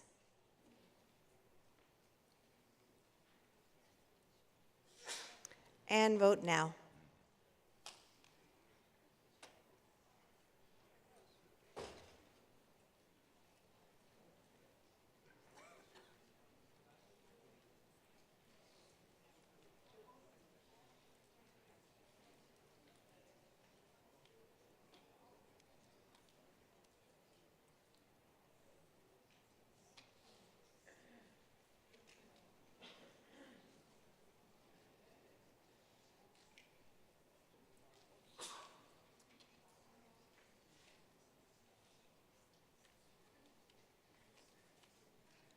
And you have approved. All right. Our next item is Recommendation 2405, the Strategic Plan for Ministries with Hispanics brought by the Justice and Compassion EMT.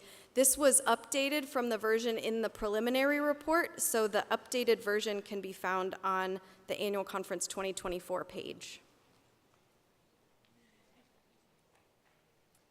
Bishop, I move Recommendation 2405. Recommendation 2405 is before you. Microphone 2.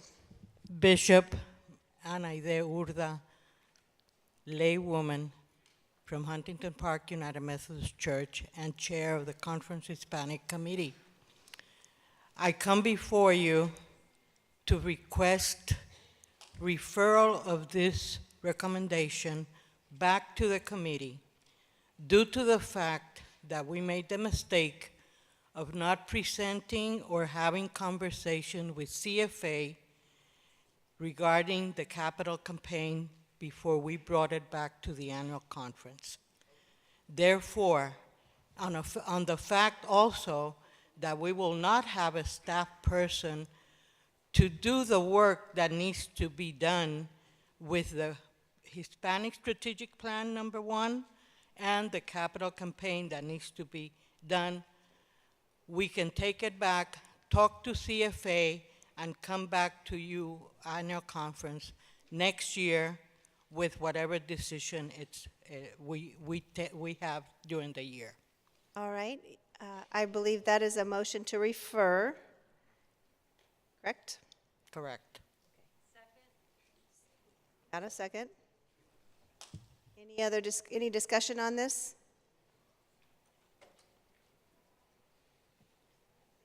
Okay, let's get out our devices. One moment, Bishop, please. Moment.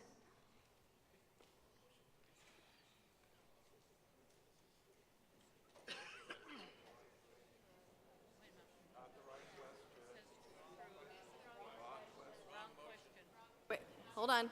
We're not voting. We're waiting. We're pausing.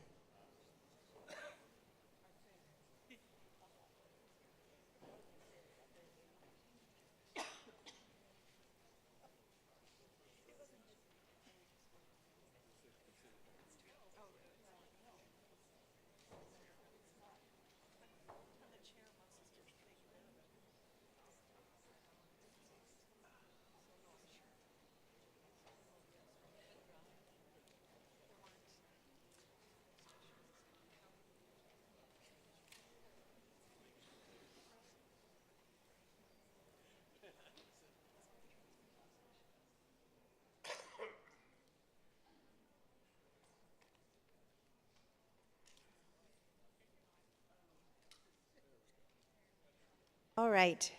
Should be up there now. Go ahead and vote.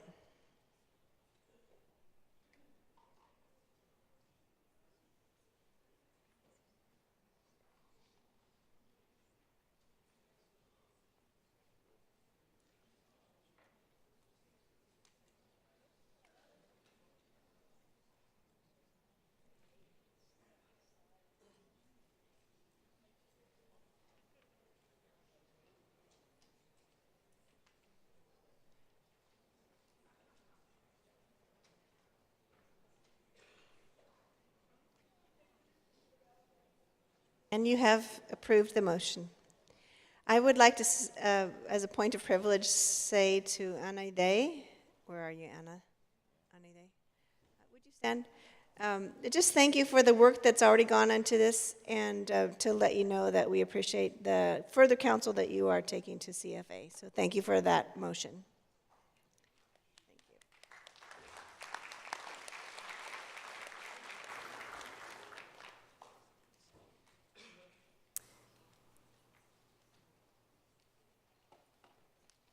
The next item is Rules 2401 on additional nominations. This can be found on page 80 of the preliminary report. Bishop, I think we have a point of order. Order? Point of order. I think on that last one, perhaps we had the wrong number on our ballot. We knew what we were voting for to refer, but it appeared it was a different number. So could we check that out?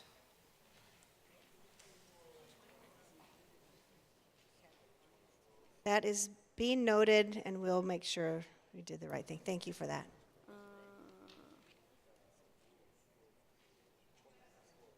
Okay, we got it right. All right, we're moving.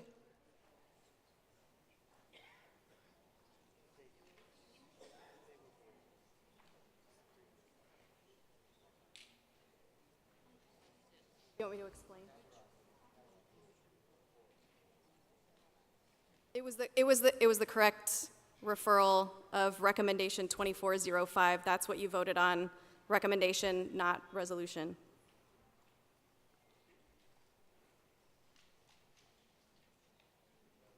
We're on Rules 2401 on page 80 of the preliminary report.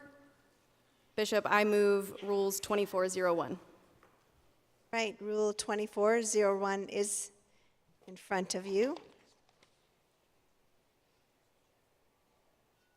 Would anyone like to speak to this?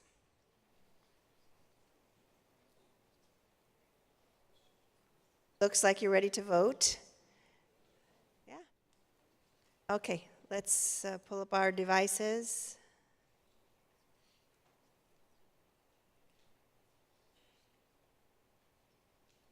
Vote now.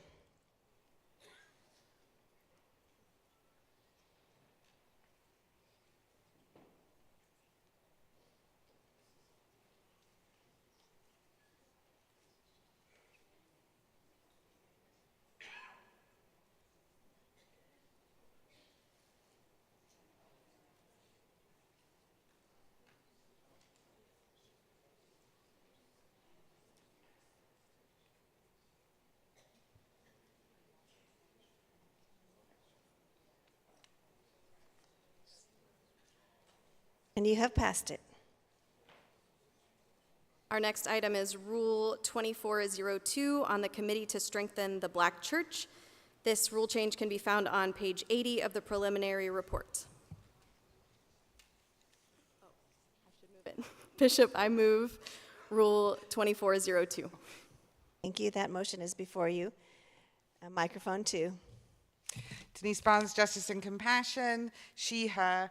I would like to make an amendment, please.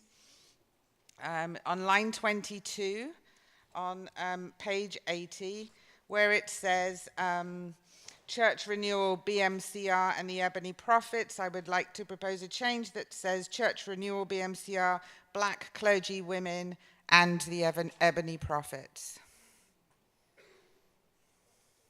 So you're adding Black clergy women. Correct. All right. Anybody want a second? All right. Anyone want to speak to this? This was an oversight, simply that. It was always intended to be there and it was overlooked, unfortunately.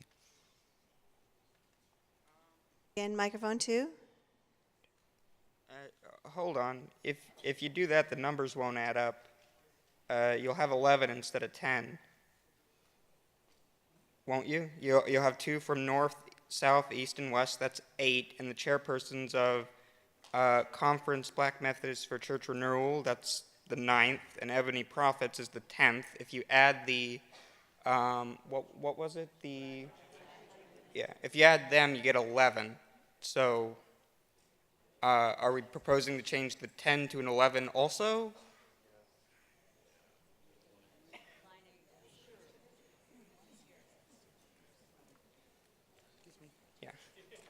I'm more than happy for that change to be done in addition so that line 18 would read 11 members. Okay, Denise, don't leave it. Denise, stay a moment. Would you repeat the whole thing? Okay. So we would like to make amendment to line 18 on Rule 2402, page 80, to change the number 10, where it says 10 members, to 11. And then on line 22, to add in black clergy women. I wanted to make sure I got it right. After BMCR and before the and the Ebony Prophets. All right, thank you. The amendment, anyone else want to speak to it? All right, you ready to vote? Pull out your devices. And we're voting on the amendment.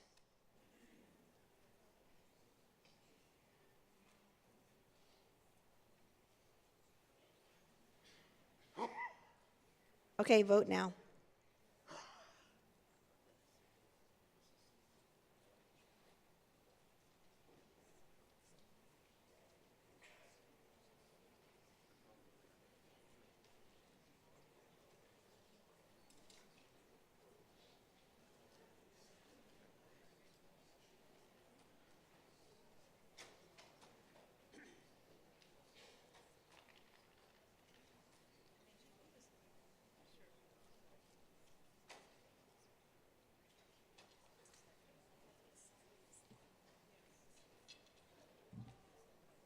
All right, the amendment has been approved, which means now we move to the motion as amended. Would anyone like to speak to the motion as amended? All right, let's vote. Pull out your devices. And vote now.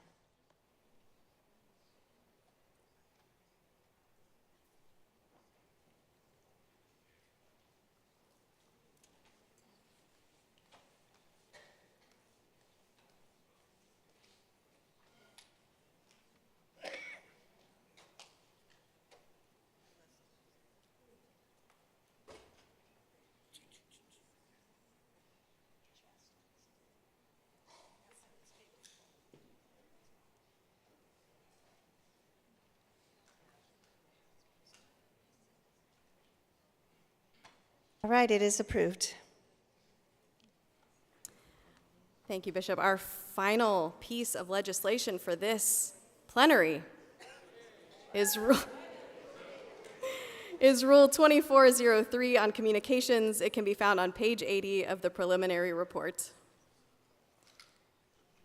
Bishop, I move Rule 2403. Right, Rule 2403 is before you. Would anyone like to speak to this?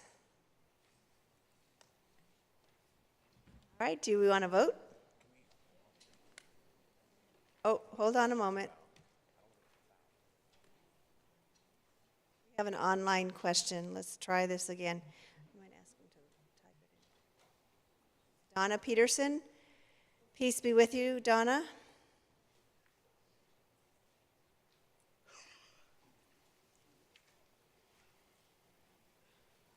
We're not hearing you. Can you, peace be with you? Go ahead and speak.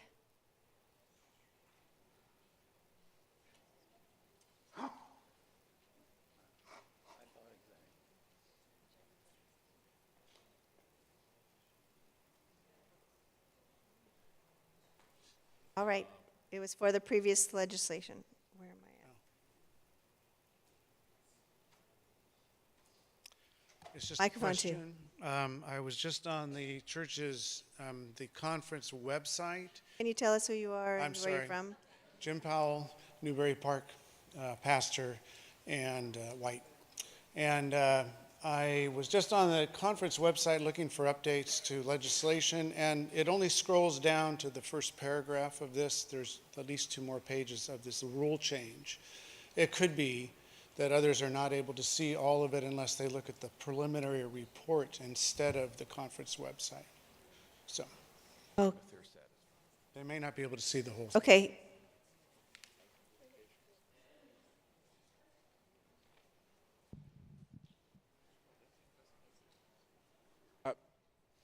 Jim, maybe you and I can look at that because I pulled it up just now and I see the whole thing. So maybe you can, I'll come down to you and you can show me what you're seeing. Okay. All right, are you ready to vote? We're voting on Rule 2403. You may vote now.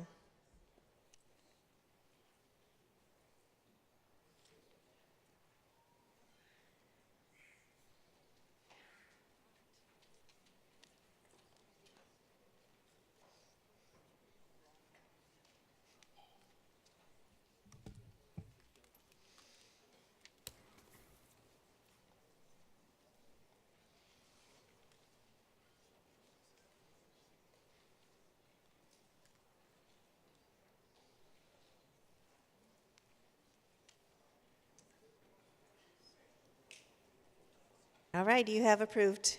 Yay. So we have a question that I postponed earlier, so microphone 2. Thank you, Bishop.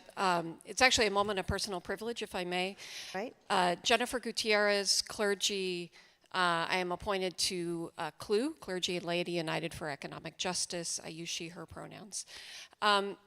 a group of us, I was one of them, came before the annual conference last year to talk about the hotel contract campaign that was coming up, and we were staying in one of the hotels that was going to be struggling for their contract. So I just wanted to give you all a really brief update and celebration about that. We had announced that there were 61 contracts that were being renegotiated. All but 8 of them have been settled, so that's a huge victory. Yeah.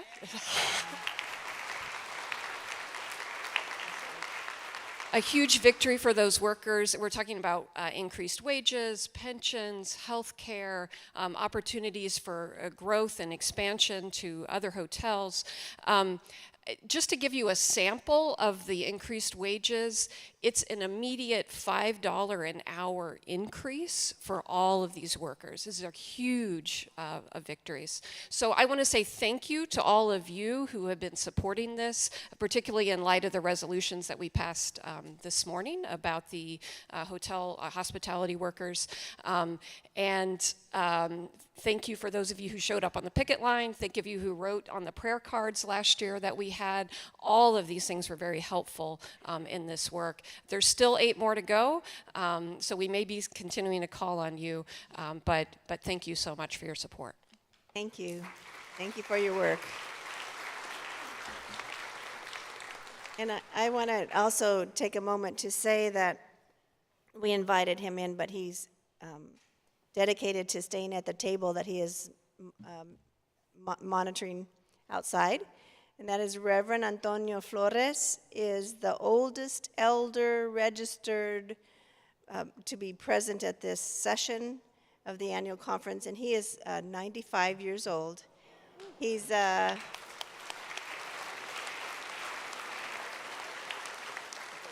the SIA table out that way. Please go greet him and let him be just overflowing with love from us since he is here. Microphone 1. Microphone 1.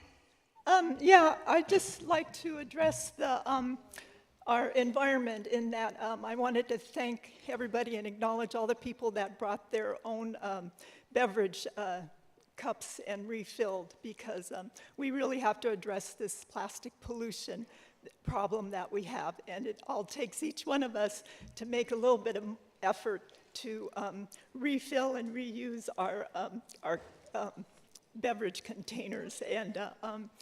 And when you go to buy things, do try to avoid plastic as much as you can, because besides the plastic is part of the petroleum companies' effort to just make money off of us, and we're just causing a lot of waste that's unnecessary, and so we have to change our ways. So anyway, thank you. My name is Terry Markovich, and I'm from Honoka'a, Hawaii, and since we're on an island, we're having a big problem with plastic pollution out in the middle of the ocean. We have just like tons of it washing up on our shores, so we would like to encourage everybody to be more conscious of their purchase power. Mahalo. Thank you. Thank you so much for the reminder, especially as I have a plastic cup in front of me. I'll do better. All right, we are going to go to one of our fun things, and that's retirement videos. I'm an old man now, don't need nothing. Young folks don't pay me no mind. But in my day, I sure was something before I felt this heavy hand of time.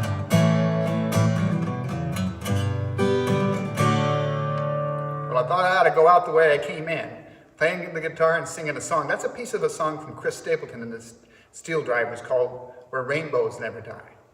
But it all began for me with a guitar and a song 1975, Camp Colby, playing the guitar, leading a song, and I had it. I had the Wes and Warm Heart experience. In fact, I felt it was more like a hand just grabbing a hold of my chest and moving inside. And after I finished that song, I went down and I sat next to the only ordained pastor at the camp, Reverend Dick Haddon. I said, Dick, how did you decide to go into ministry? And he laughed out loud. Then he told me the circuitous route he took. And at the end, he said, put his arm around me. Well, John, welcome to the world of wrestling. And like Jacob and the angel boy, I wrestled with God that night. I wrestled with the call to ministry. I wrestled with joining an institution. And throughout my ministry, I've wrestled with indifference. I've wrestled with struggling with people. I've wrestled with an institution. And until recently, I wrestled with the polity of the church. But it's better now. You know, I noticed something. Time changes your perspective. Because sometimes wrestling feels like a constant battle. But about 11 years ago, I became a grandfather. And I have Dylan and Jolie, my grandchildren, and we love to wrestle. And you know something they've taught me? When you love the one you're wrestling with, it's more of an embrace than a battle. There's a lot more hugging than hurting that goes on. That's all I got. Welcome to the world of wrestling. Keep wrestling with the indifference. Keep wrestling with the racism. Keep wrestling with the institutionalism, with the sexism, with the ageism. But love each other. Love the one you're wrestling with. Embrace them, as God's love has always and will always embrace you. So I'm going to go out on a song like I came in. I wrote this song for all of you about 30 years ago.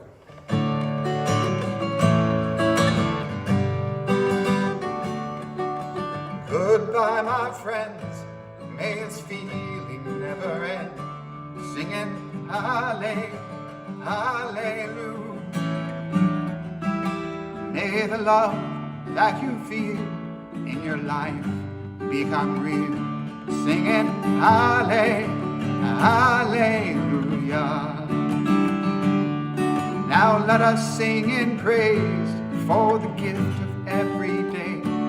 Singing hallelujah. You know the best that you can give is a life thankfully lived. Singing hallelujah. Singing hallelujah.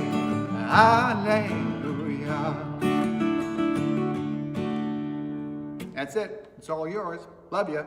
You got it. Singing hallelujah.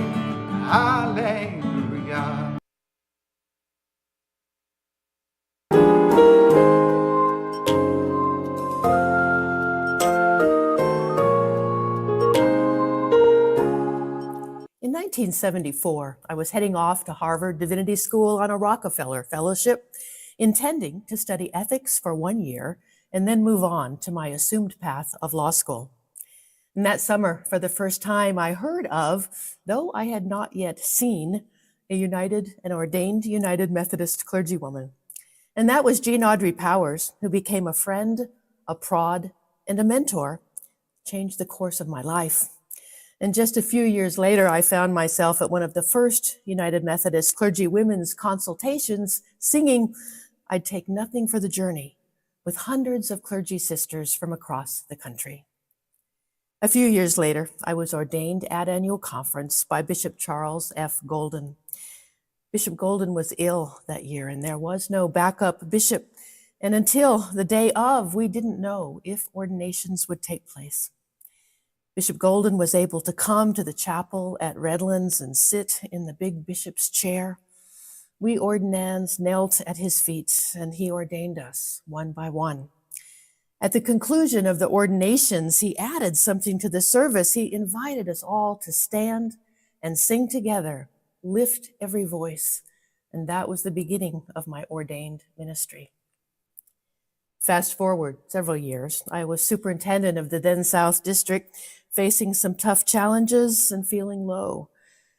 After a time of tears and prayer, my brother superintendent, Otis Fentry, began to softly sing for me and for all of us in the cabinet room. I sing because I'm happy. I sing because I'm free. His eye is on the sparrow, and I know he's watching me. So now, decades later, richly blessed by relationships here in the California Pacific Conference, across the church in the United States and around the world, I am filled with gratitude for all the ways our lives and ministries have intersected, for our shared efforts, large and small, through which we have worked together for the transformation of the world. Still, one of my favorite moments each year at annual conference is when we stand to sing together, "And Are We Yet Alive?" Charles Wesley's words for us. And are we yet alive and see each other's face? Glory and thanks to Jesus give for his almighty grace. Now, in 2024, I enter what we call the retired relationship. I'm ready for the retired part, for the unforced rhythms of grace, and so very thankful for a new relationship to be continued as we sing to the Lord a new song. New songs, more voices, rich harmonies, singing out a future bright with hope and promise. Thanks be to God and to each and every one of you.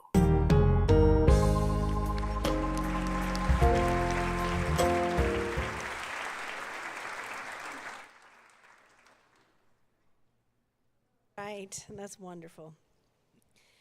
We are moving to our Cosrow representative, Reverend Stephanie Rice.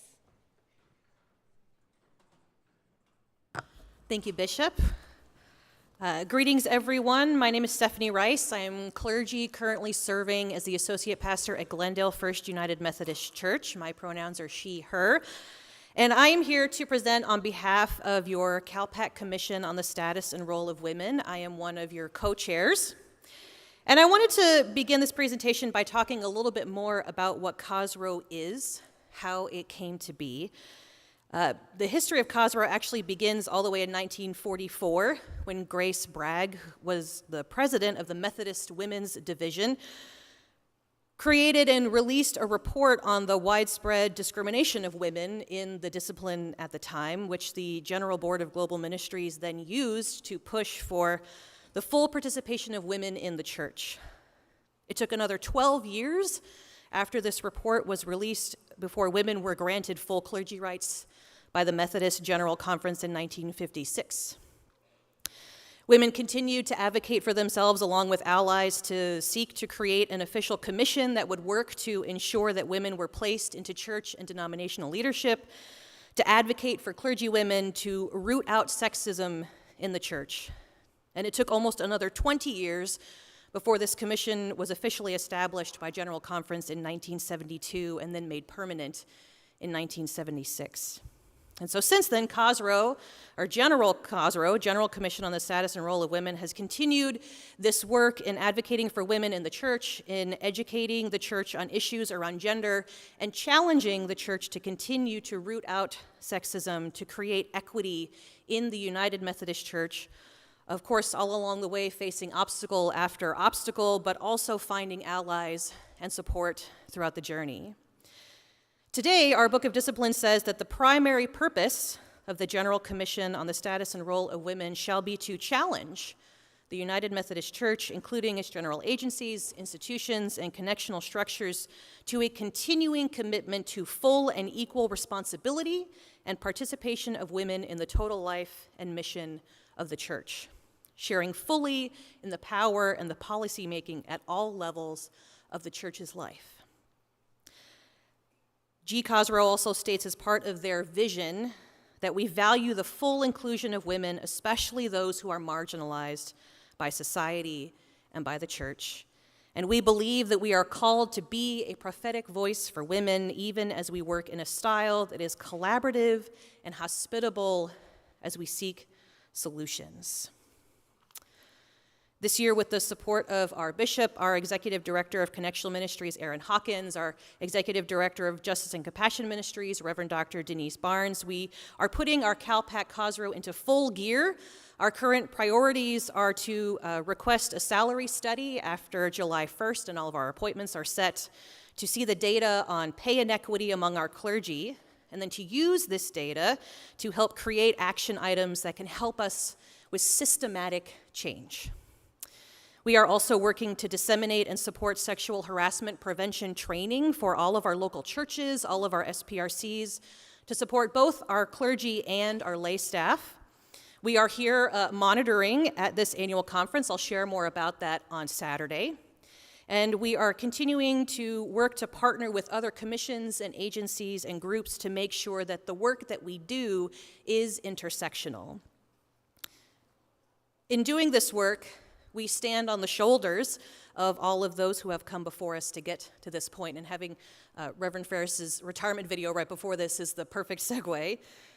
In Cal-Pac, we know and have known many of those people who have been about this work, and recently we did lose one of those people, Reverend Nancy Grissom's self. And so I'd like to honor her and read a statement from Don Wiggins-Hare, who is the General Secretary of GCOSRO.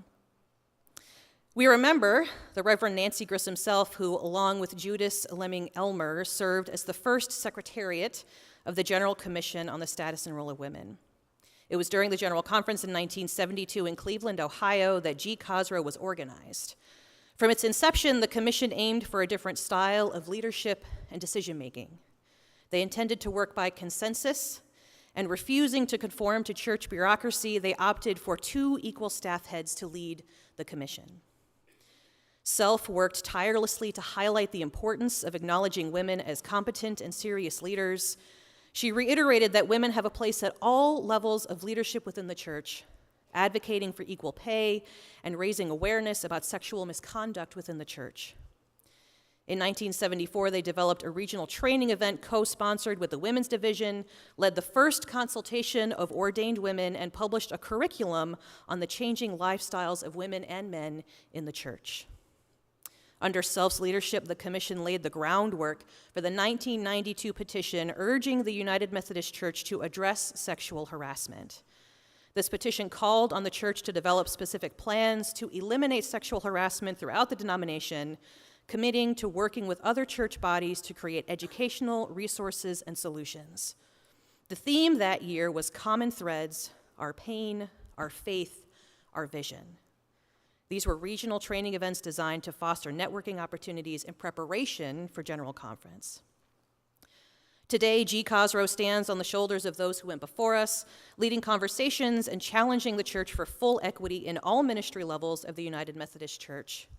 Thanks to Nancy Grissom self and countless others, 50 years later, we are humbled by our legacy. Ever forward on the journey, we proclaim that life is a journey, not a destination, and that we live in the midst of promises fulfilled. This awareness calls us to be accountable to the one who gives us life. The promise reminds us that all we need to live is freely given to us. This journey often takes us to the wilderness where we receive manna and water and discover what it means to be the children of God. It is a journey we never take alone, for we know that the one who made the promise will keep the faith. Alleluia. Amen.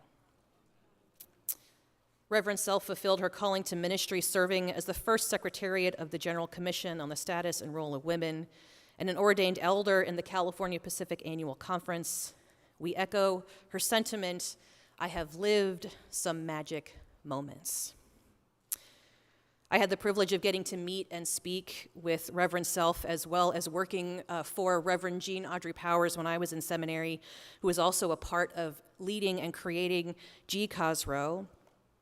And I personally come from not just a long line of Methodist clergymen, but also a long line of Methodist women who were denied full participation in the church.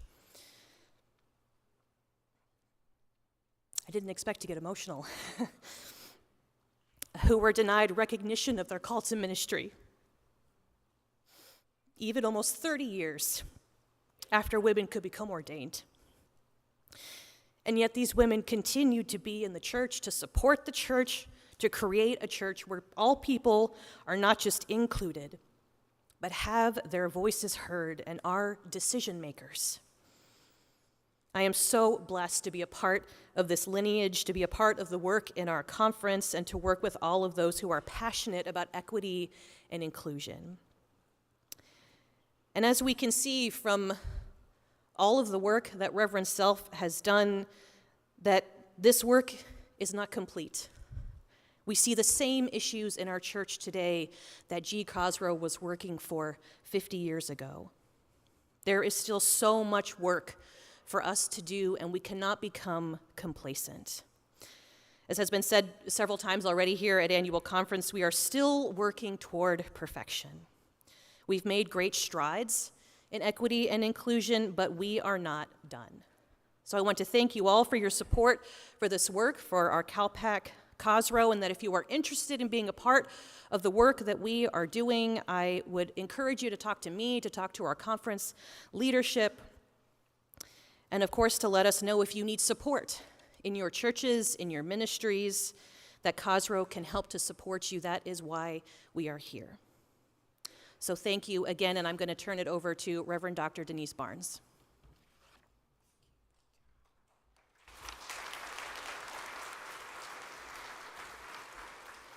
Part of that work includes apologizing and repenting for behavior that has happened in the past. And this is a statement that was read out at General Conference regarding sexual conduct, and I wanted to be sure that you all got to hear.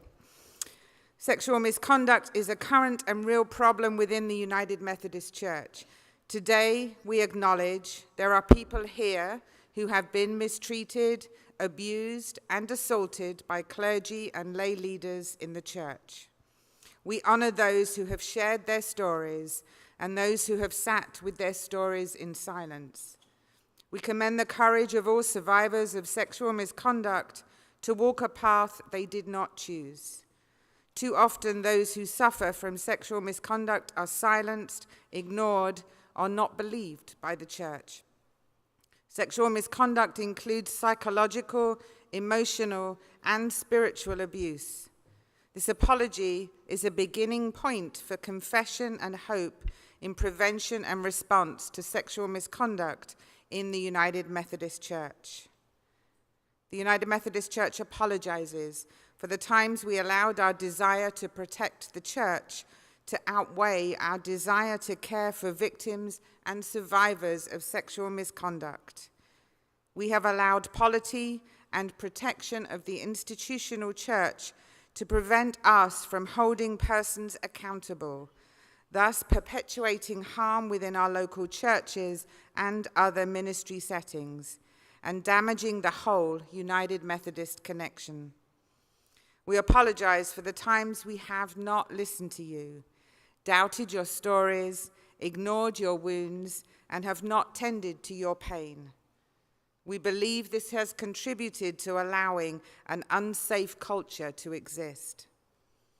An apology is worthless without a commitment to the challenging work which must follow. The United Methodist Church pledges to apologize in every annual conference across the connection. Educate church leaders regarding sacred trust in ministerial relationships and power imbalance within those relationships. Provide healing resources to all affected in accordance with paragraph 362 complaint procedures. Develop a trauma-informed response to complaints of sexual misconduct. This apology alone is insufficient for healing. The United Methodist Church accepts our responsibility and publicly states our commitment to carry out the steps named to do no more harm. May God's blessing and never-ending love guide our work and see it through.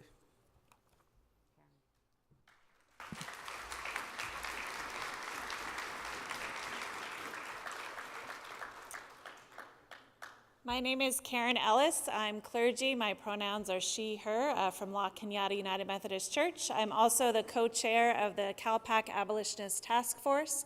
And I've been asked here to talk about why we are wearing black today. Many of you are wearing black, and thank you. But how many of you know why you're wearing black? Yay, many of you do.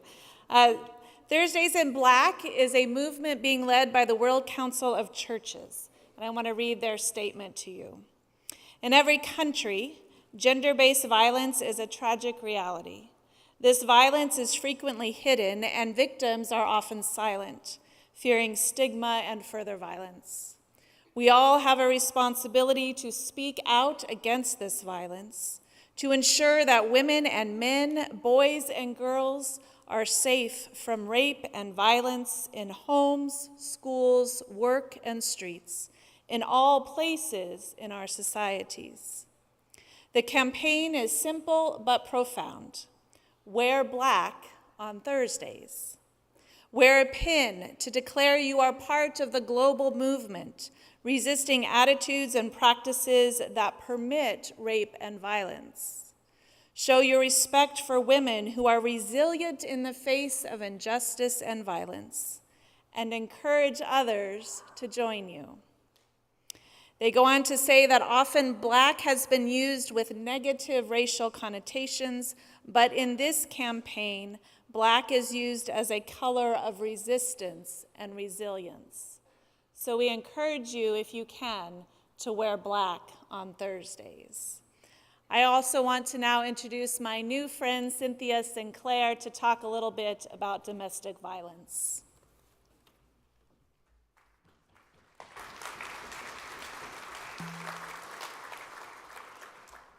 Aloha, everyone.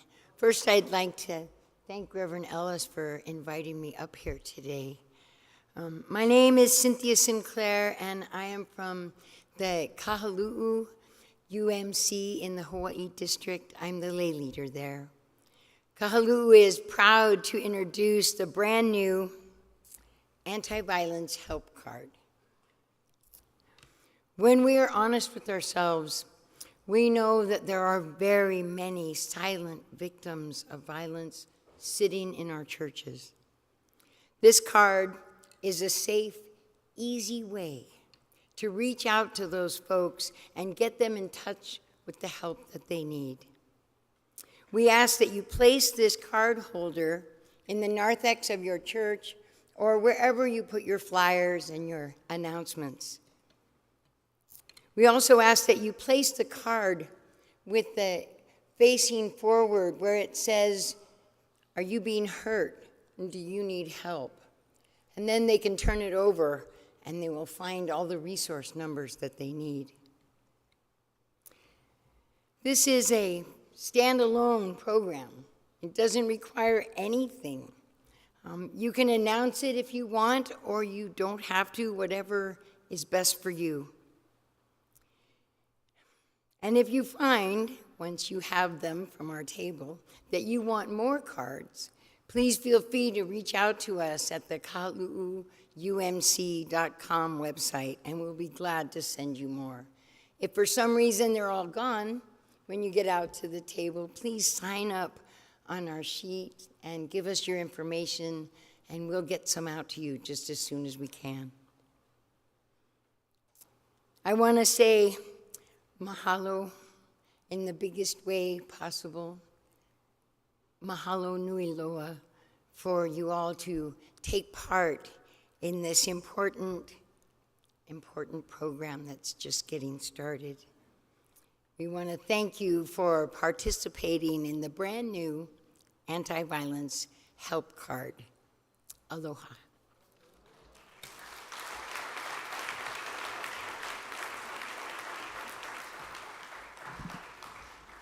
To the Cause Row Committee for all the work that you are doing. Bob's going to lead us in some instructions, and if Gary will come forward. Friends, I seek your forgiveness because I haven't done something that we've asked you all to do when you get to a microphone.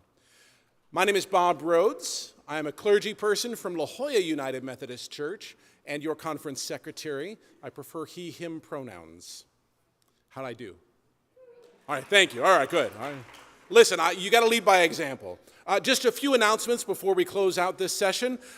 Dinner, for those of you who registered for the celebration of ministry dinner, that starts at 5:15, and that will be in the city ballroom, which is over behind, I'm sorry, it's that direction, over behind the registration, the hotel registration area. The memorial service, the memorial worship service is back here in this place, beginning at 7 p.m. When you leave this room, please take everything with you. Please don't leave anything behind. Thank you, dear friends. So much. As we close out, I asked Reverend Gary Williams to come and give us a closing prayer and to prepare us for our meal. And also just thank you for the hard work that you have done and the swift way you worked through resolutions and the legislative piece of this. I was impressed, so thank you. Reverend Gary. Gary. No, right here is fine. Is this okay up here? That's okay. All right, thank you. Actually, can I correct myself? Yes. Come up here. Okay.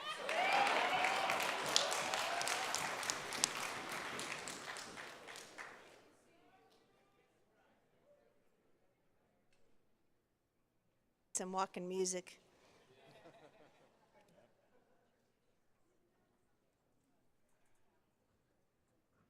Thank you, sir.